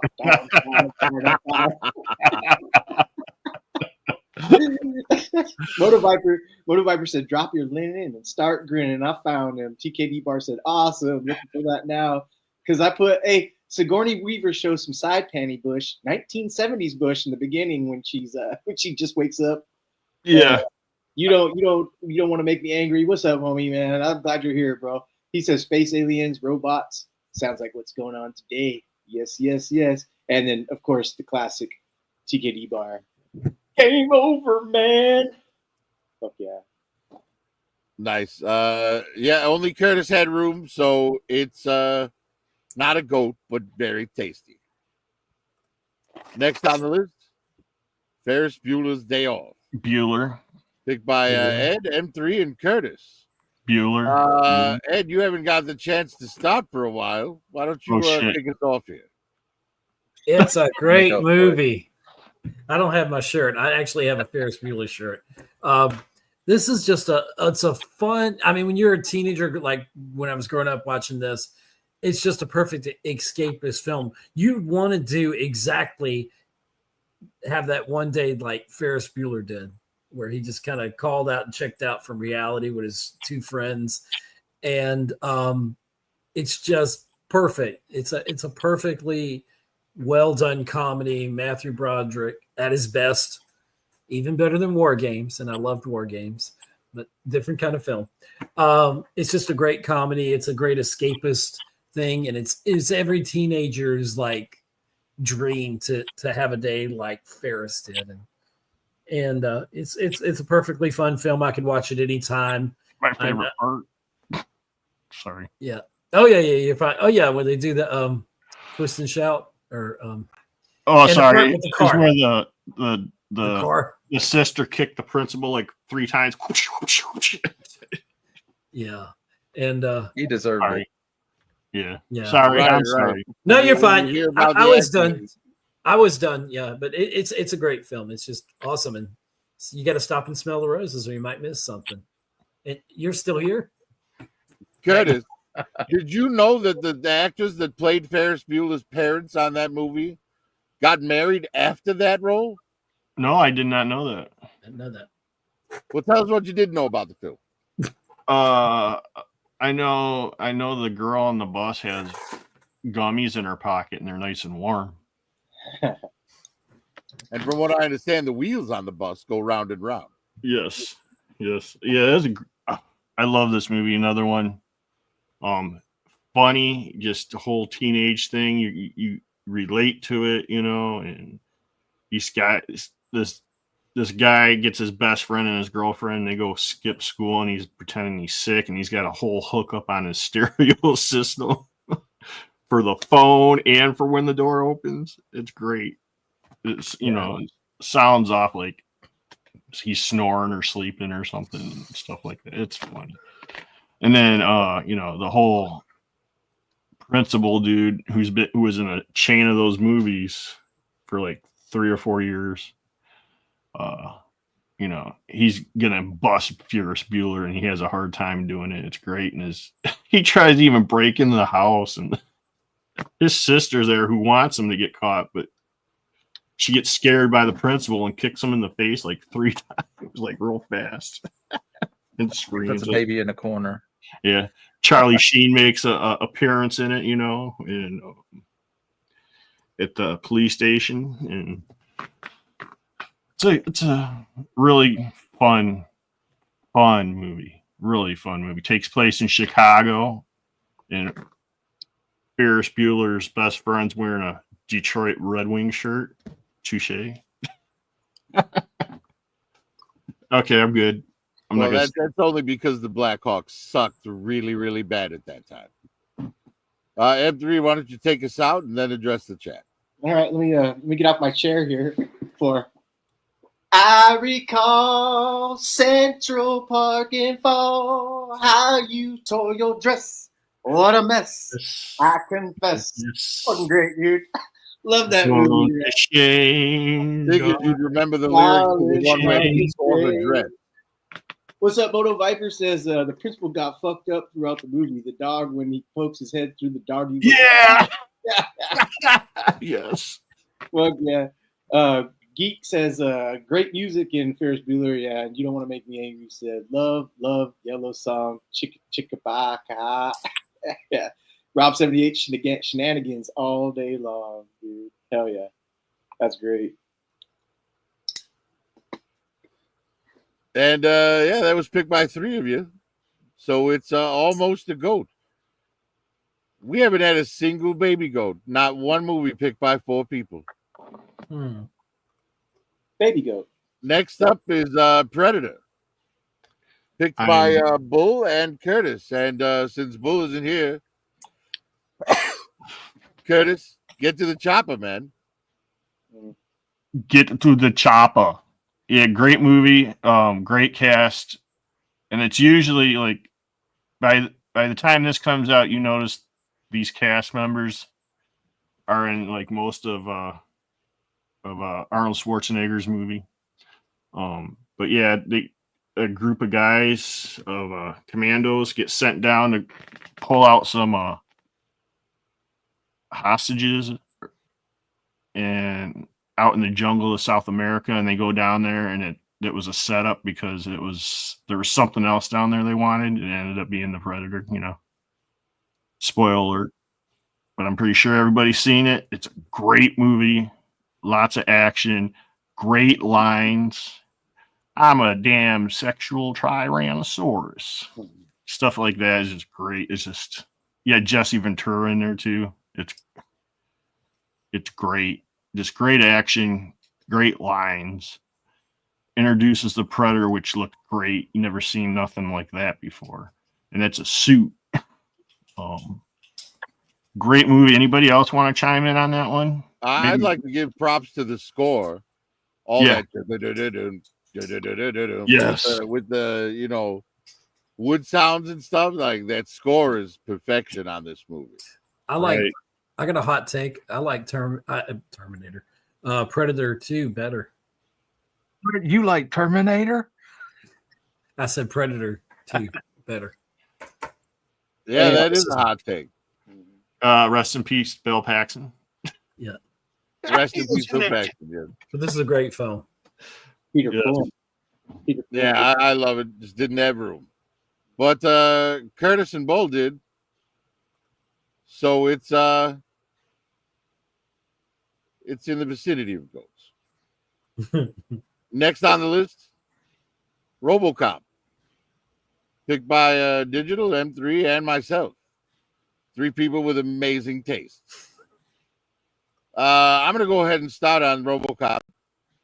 The reason I'm starting is because right here in the trailer, it's one of my favorite bits in the film where you get the perspective out of RoboCop's eyes during his entire transition from Alex Murphy to RoboCop. That to me, I thought was a brilliant shot. Great way to introduce the new character. The villains in this were diabolical. Red Foreman is far scarier in this than he is on that 70s show. Absolutely wonderful. Iconic. It's like the cinematography in this, it was almost cartoonish, but in the best possible way. You know, the score to me isn't that memorable as some of the other scores on the list tonight. You know, it's just kind of, you know, there. But you just gotta love killer robots, man. I'm gonna go ahead and let Digital take over. I got to see it in the theater, and I did not see it until it was out on VHS. And I don't know how many of y'all went through this too, but for weeks after I saw this movie, I would go around moving like RoboCop and making the sounds as I was walking. I did that with Terminator. So and great villains in this movie. I mean, I can't think of his name. Guy played Red Foreman.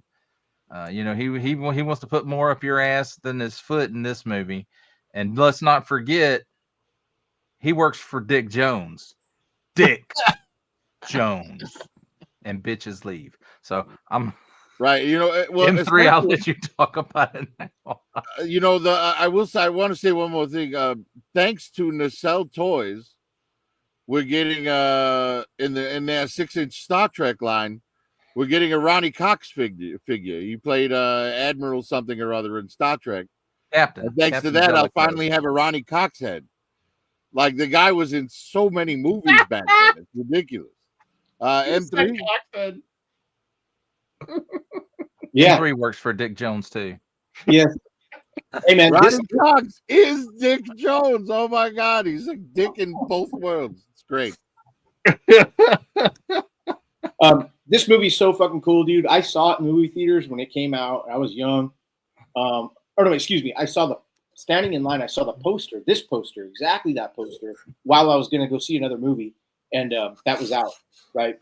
And then my dad rented it on the VHS, brought it home, and right away, there's titties in the first fucking 18 seconds of the intro of this movie. And it's the cop. It's a co-ed cop locker room, and they're showing this guy putting his bulletproof vest on it. She's got open titties, and she's going like this. That didn't bring me into it, but just for saying there are titties in this film, and to have this RoboCop and everything about him, dude. Alex Murphy, the worst way to die is getting dumped by toxic waste and getting splatted by your boss, dude. Fucking crazy, man. This movie was so nuts, dude. Ed 209. I have a Hot Toys Ed 209.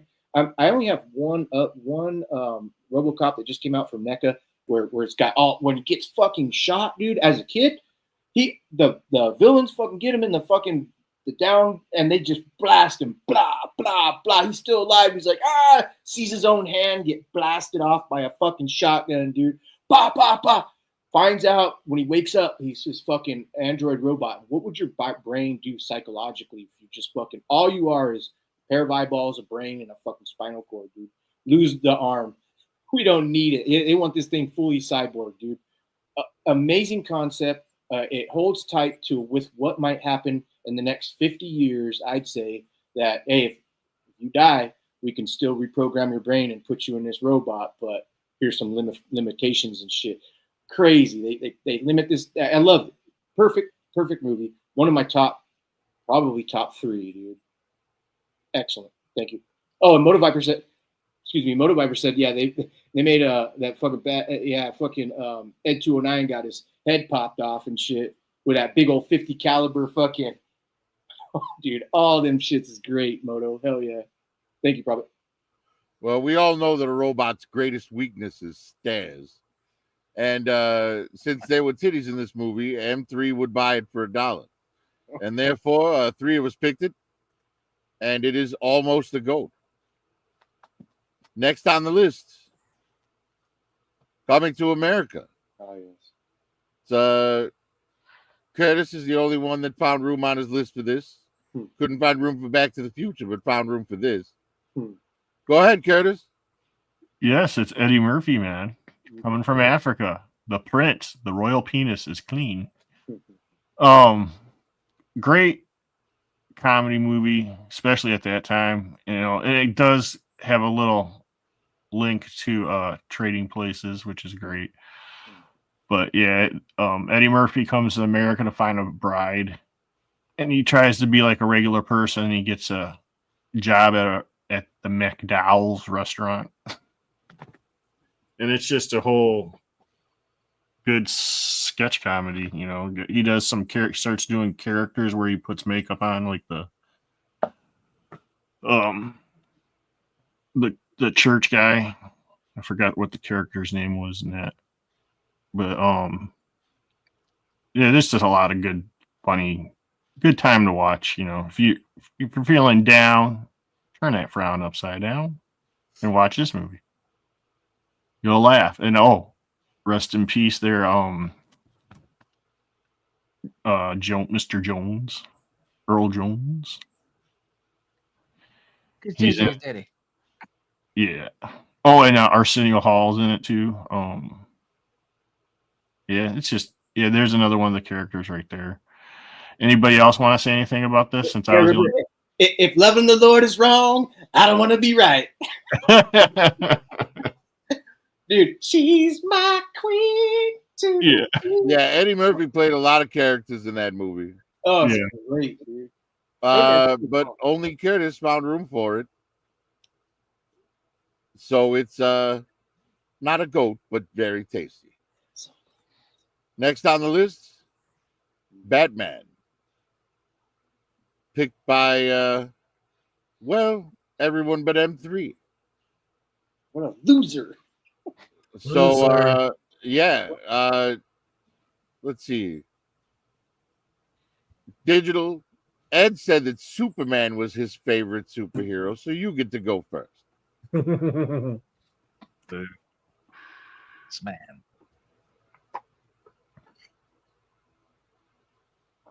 Digital. Go ahead. I'm sorry. I was having some issues again. So, you know, after Superman 2, you know, we had Superman 3 and Superman 4, but we really didn't have another superhero movie until 1989. Not a real one anyway, with any meaning to it. And I'm not sure, you know, how much meaning you could put to this one.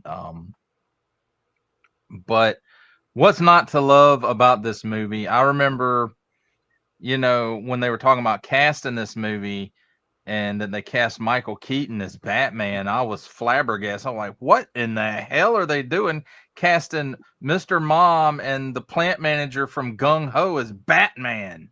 That's ridiculous. But it turns out I was mistaken, and I'm glad that I was. But we all know the star of this movie was Jack Nicholson. His name even comes first in the credits. and it's visually, it was a new take on Batman visually, and it leaned heavily into the darkness that Batman had been known for, originally, and then post like 86 and after Frank Miller's Dark Knight Returns came out, Batman really leaned heavily into the darkness of the character, and this movie I think did that well for the time. You go back and watch it now, there's some parts of it that are kind of campy and kind of cheesy, but it's still a great film. And I really wish that with Batman Returns, the studio hadn't decided to just turn Burton completely loose to make that film. I'm sure in retrospect they wish they hadn't done that as well, because they had a lot of input on this movie, and it really kept Burton from going way out like he's kind of known to do. And that tempering of him, I think, is what made this a better movie than the other sequels in this series. But the highlight, of course, is Jack Nicholson, and M3. I knew you were a vicious bastard, but I'm glad you're dead. So I'll let somebody else talk about it, because Kim Basinger's rambled on long the enough. highlight of the film. What are you talking about? Yeah, go ahead, Curtis. Tell us about Vicky Vale. Vicky Vale. I was, just in high school. This movie came out. Was a big Kim Basinger fan, so. But yeah, I had the same thing with the same question with Michael Keaton when they first announced it, that Digital was talking about, but yeah, glad I was wrong as well. He was really good as Batman, but I've never seen a Batman like this at that time, and I was just wowed. Great movie, great group of characters that they had in it. Soundtrack was very rememberable.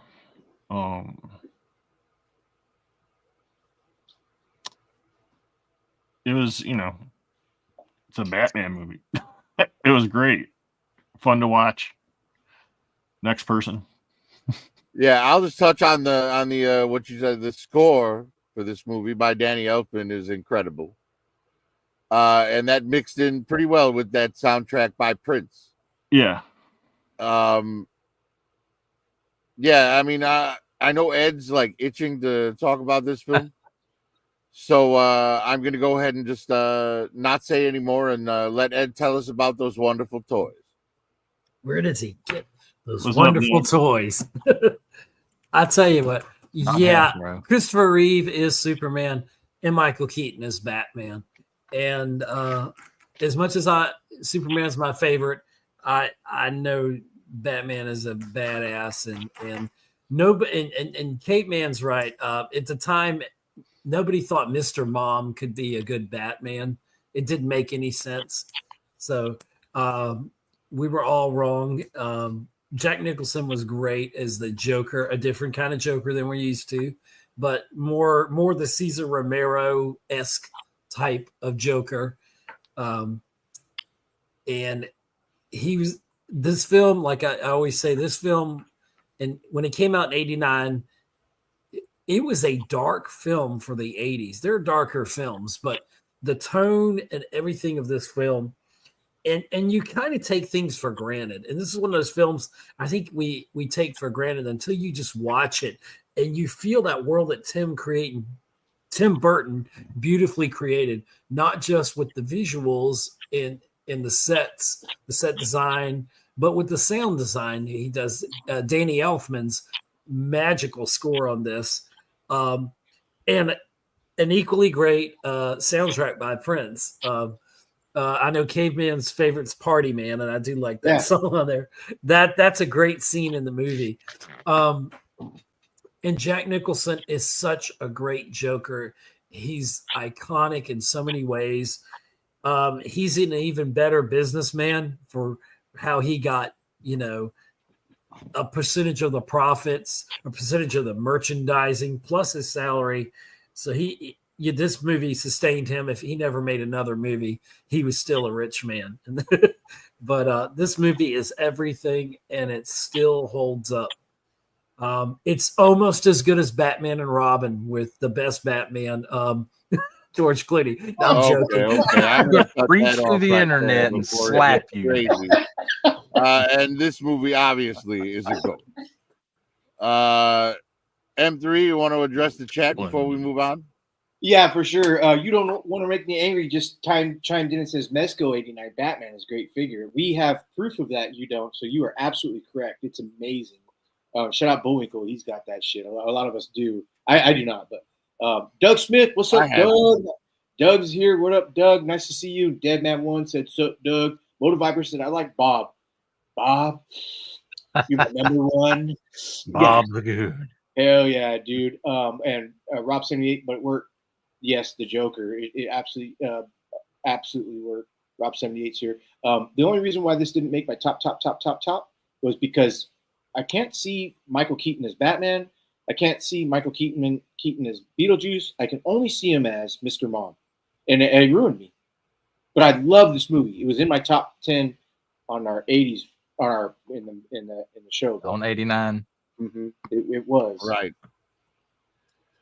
All right. Well, moving on. Next on the list, last movie tonight, Christmas Vacation, picked by Bull, M3, and Curtis. Curtis, why don't you start us off, man? Christmas Vacation is such a good Christmas movie. It's probably my favorite Christmas movie of all time. And I know it's Christmas. It is Christmas in July, so hey, I had to pick it. I watch it a few times a year. Every Christmas it's on, we watch it. It's on regular TV, we watch it, It's, the whole crew with the two kids with different actors. The whole entire thing you can relate to because it's like how families were back in the 80s. And it's just, great comedy. The dad tries to cover his entire house with lights and stuff. And it's a great movie. Anybody else want to say anything about it? I'm sure everybody. Right, M3 gets your turn. M3, go right ahead. Yeah, great. Randy Quaid, Dennis Quaid, Randy Quaid. Randy Quaid is fucking hilarious, dude. He's a big bulging man. Oh, dude, but from start to finish, I would watch this over The Christmas Story if I had the opportunity. It's one or the other. That scene up there where he goes to the mall and Russ is right there coming up.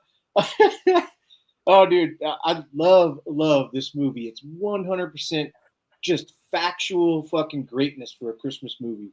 Anybody that hasn't seen it yet or doesn't like it, that's fine. But go watch it if you haven't seen it. It's so fucking good, dude. My everybody in my family loves this movie too. Nobody's like, the movie sucks. It's okay if it didn't make your top 10, but oh, dude, it's classic. Gosh dang, everything that happens is when you invite family over to your house for fucking anything. Shit's weird, man. And it's all your family and shit. Yeah. Oh, Sovereign Knight. What's up, Sovereign Knight? Good to see you. Glad you came in and said, what's up, man? You're on the road driving, but just a shout out to you, bro. Fucking. Yeah, the shitter's full digital caveman. And all the music. Right. Well, the shitter is full, but since it's the last movie, digital, anything you want to add? This one for the Christmas episode, and it's a great movie. A few years ago, I introduced my son to it, and he's dying to watch it by the time Christmas comes around every year now. So. Just it's one of those great movies. Probably, well, maybe not the last, but it's one of the last movies that I feel like Chevy Chase was actually funny in. Just my opinion. Your mileage, of course, may vary. Ed, anything you'd like to add? I agree with that statement. There's a point where Chevy Chase stopped being funny, and this is the last time for me he was funny as well. This movie's a classic. It's something you have. For me, it's like Scrooged. I have to watch it every year. So it's a wonderful, funny film. That's all I had. See, I would just add that I would argue that Chevy Chase was hilarious in Community, which was long after this. Yeah. But only 3 people found room for it on their list, and therefore it is almost the GOAT. But that's our final screen there for the night, guys. That's the wrap up. Oh, no goats. For the decade. So movies that made S tier that who knows, maybe somewhere way down the line after we do the 90s and the 2000s, we'll do an all-time best, and it'll just be these and whatever's S ranked, for our final show of the 90s and the 2000s. You get where I'm going. Wow. Anyways, that's a long way off if it ever comes. Who knows? There might be an asteroid with our name on it. But yeah, that's it right there, guys. All these poor bastards down here feel like asses. But yeah. Dude, you got that fucking car, man. That's the end of the 80s, folks, all together for us. We've wrapped up an entire decade. Amazing. Worth of films. Some of the best, one of the best decades for movies, in my opinion, the 80s. It's going to be hard to top the S tier list from this. But we'll see. The 90s do have some pretty incredible movies. They do. Jurassic Park. The Disney Renaissance happened in the 90s. You got The Little Mermaid, The Lion King, all of those movies, Aladdin. That's a fat wad of movies that came out. The 90s do have quite a bit to offer, so we'll have to see. But that's good. We're gonna take a couple of months off here, and we're gonna do some Halloween bangers instead of the movie show until November, and then in November we'll start with 1990. Can I say something? Great picture. I'm opening it to for everyone to on the panel to comment, and then Curtis, if you want to do the backstage, invite people from the chat in. Now's the time. Hey, Curtis, I just want to take a look at this picture here that Prophet has up, and he would have had me driving, but I don't think I could reach the pedals, so he put me in the back. Okay. But I'm blind, bro. I'm blind. Yeah, that's what's great about it. That's the whole point of the image. Holy shit, dude! I'm like, let's go. Fucking Prophet's like, my head's like not animate. Like you guys are all like, yeah, and I'm just like stiff because I'm trying to squint and see the road. You get to be the driver, Curse.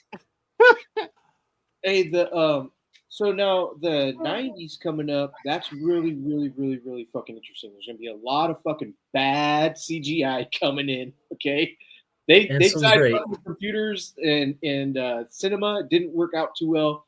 I'll give it, for instance, Dreamscape. Okay, Dreamscape was one that was a good movie, had a good concept, but they threw in way too much CGI with it worked, but it didn't. And then Spawn, another one, great movie, but the CGI is just not there yet.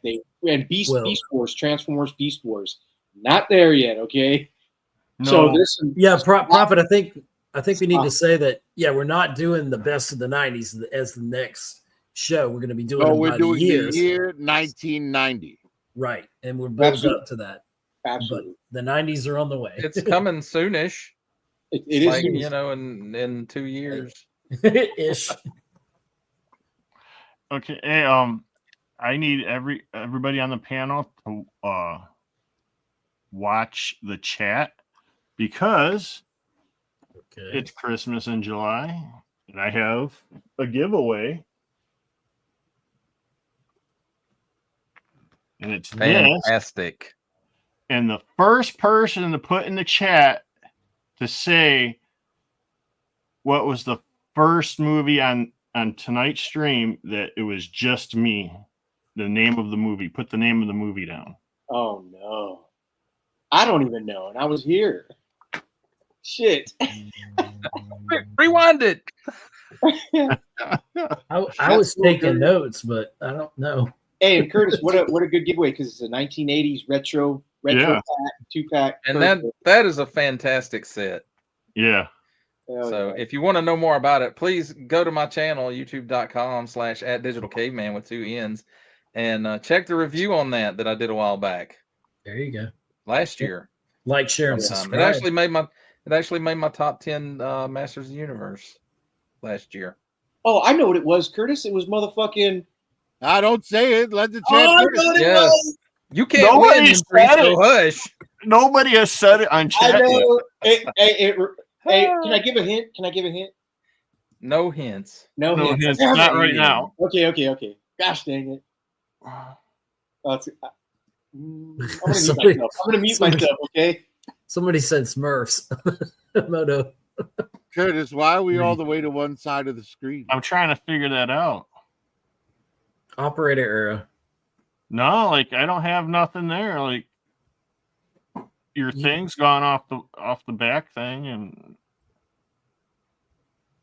Just click on one of the little boxes.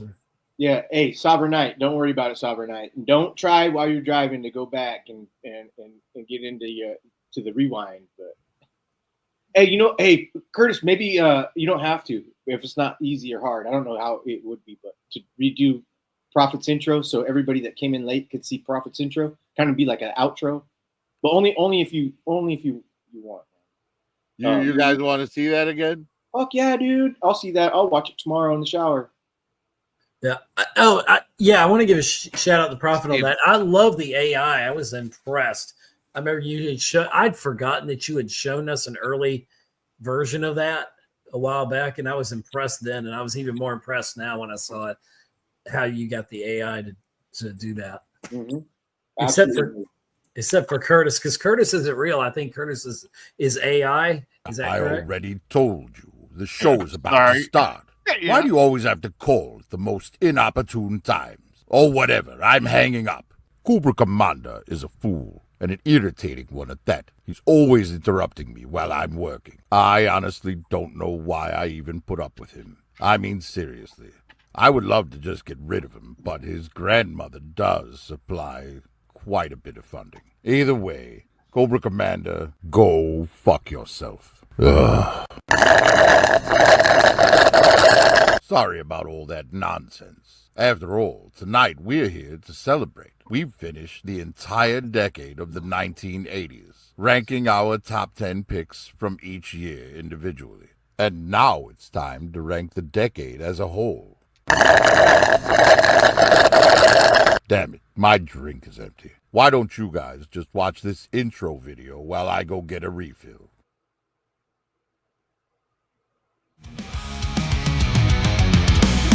The check is clean, 90's arcade. Doesn't matter, we leave a mark. Horror films rolling blood on screen. Cheers and beers, living the scene. Space of flame speed, terror supreme. Middle Age mavericks, living the dream. Throwing guns, tails and dread. Reviewing till dawn, never repent. We are the beggars, howl at the night. Cold slither strikes, under the light.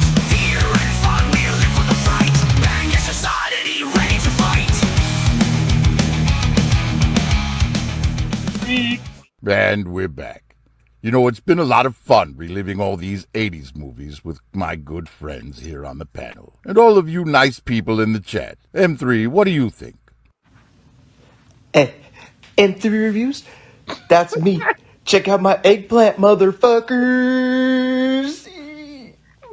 Well said, my friend. Very articulate. And what about you, Sergeant Schultz? What did you think of the 80s? Hold on a second. Before you say anything, why don't you put your helmet on? For some reason, the AI software I used to animate us today said that your face was an ethics violation and wouldn't let me use the image. So yes, let's see the shiny helmet face instead.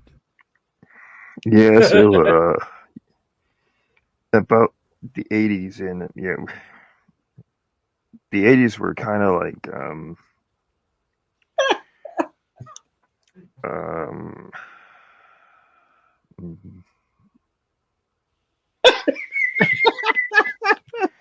All right, moving on.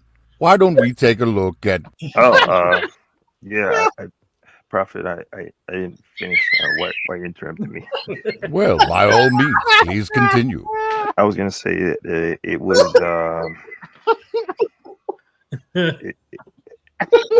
it was good, but you can let someone else talk. Okay, moving on. As we ranked all of these films in their individual years, they already received a letter ranking between D and S. So today, since they already have a letter ranking, we're going to be doing something a little bit different.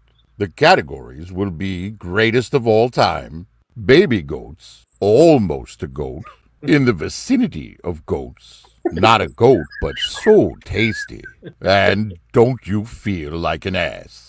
The last category is for those films that managed to reach S tier in their own years, but didn't get a single vote tonight. Let us have a look at those films right now.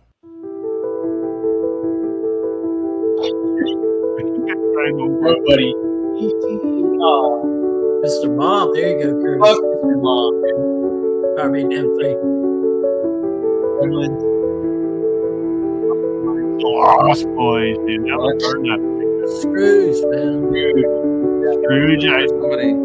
Somebody was going to pick Last And with Crusade. that, it's time to start the show. I would like to thank every one of you who've come and checked us out while we did this. It's been a lot of fun, and I appreciate every single view you give us. Now, let's get started. That's great, man. All right, That Curtis. is Instead of me fantastic, removing it, man. I'm going to let you remove it so we can go. Maybe it'll bounce back to the regular screen. That is so next level, Prof. Yeah, hey, you don't want to make me angry, dude. Sergeant Schultz, dude, that's Mark Cosplay's voice, man. He said, "Oh, dude, I can't." Yeah, Mark Cosplay has you down, pat, Curtis. Yeah, I know. I'm not. I wasn't done. I've been hearing it for like 2 years. Is he going to do M3 next? I'm lame. He does a lot of people pretty good, actually. My voice is lame, dude. I ain't got nothing iconic. Kurt's got an iconic voice. Prophet's got an iconic voice. Digital has an iconic voice. But sorry, Ed, me and you are just normies, okay? When it comes to voices, Just normies. we're normies, dude. I don't like my voice. I think it sounds like Kermit. It's awesome, bro. It's fucking awesome, dude. Wait a minute, Curtis. You said you think you sound like Kermit the Frog. So let's hear your rendition of Someday We'll Find It, the Rainbow Connection. Someday we'll find out the Rainbow Connection. I don't know. Hell yeah, dude. Why are there so many songs about rainbows? Prophet. Fucking Prophet's a hella good voiceover too. Hey, so is Yeah. TK Bar, man. Fucking TK was last night was TK Bar nailed Kid with the Kung Fu Grip last night. I thought we had two Kid with Kung Fu Grips on. I was sitting there, I was looking around like, where's that coming from before you even get on there? Kudos, TK Bar. Curtis, did you check the chat to see if anyone got your movie yet? I have not seen nothing.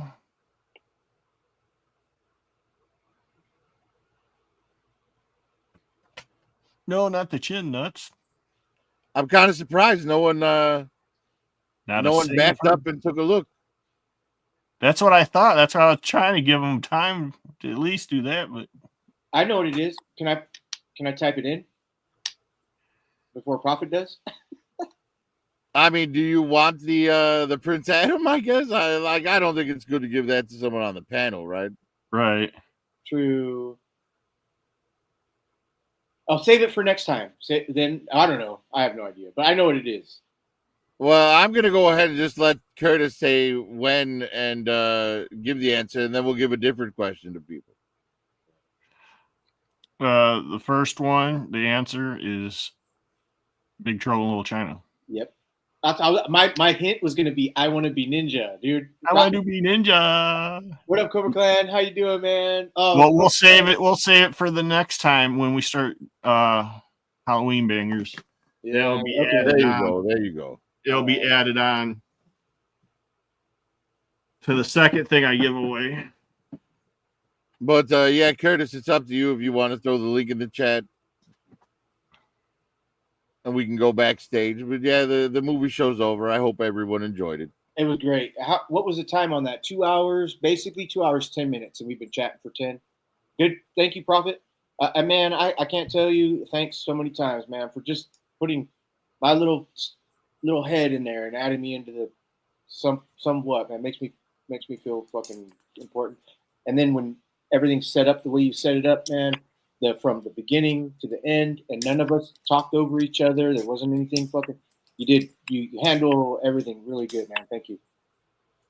Appreciate it. Yeah, the intro video. I'm pretty proud of that intro video. It's How long did it take you to do all that? 3 weeks. 3 weeks. It took a little while. And I mean, not too terribly long. If I had to break it down to individual hours, I'd probably say maybe 9-10 hours. Wow. It's impressive. Like not all in one day, mind you. You know, how are you going to top yourself when we start the 90s? Are you going to have like CGI?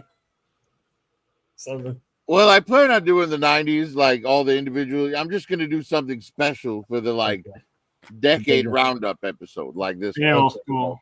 Cool beans. But most of them will just be the normal joined, or is he leaving? slides with the trailers and all that. You know what I mean? Right. Just don't have time to that. You know, I don't have that extra 10 hours for each of these videos. You know what I mean? Of course. It's a lot to put them on already. Just task that out to Ed. He loves AI. Terminators are his favorite. Oh yeah, I'm right. Go ahead and chip me. I'm ready to sell out the human race. Hey, have a good night, Rob. Hey, night, Rob. Hey, Curtis, can I later, bring up? You don't want to make me angry. Says we could take this in two different ways. I'm grinding steak, but listening. Okay, wait. I want to listen to you grind steak. You don't want to make. What is happening when someone says I'm grinding steak? I could either picture a meat grinder that you're going like this with, and you're dropping in a nice T-bone or a ribeye and making some ground beef out of it, or I can see you actually getting the steak and grinding it. Hey, like grinding it. My rental period has expired, and I'll be back. Hey, M3, did he say it was a tube steak? Hey, I got a technical question real quick for anybody that knows. I want to end the stream on my channel. Can I do that from here, or will it kick me out, or do I just need to leave the studio altogether? No, I don't think you can just. I have no idea. You should be able just to stop it or whatever. Okay. You should still be on. Okay. Well, I'm gonna. The only thing I can see here, it just says you are live. Going out to my channel, and it says edit or remove. But I don't know if I remove it. Does that remove it from my channel, or wait? No. Are you leaving right now?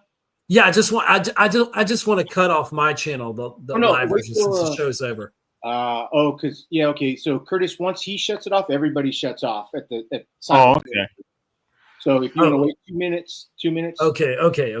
All right, guys. So if you want to jump in, and then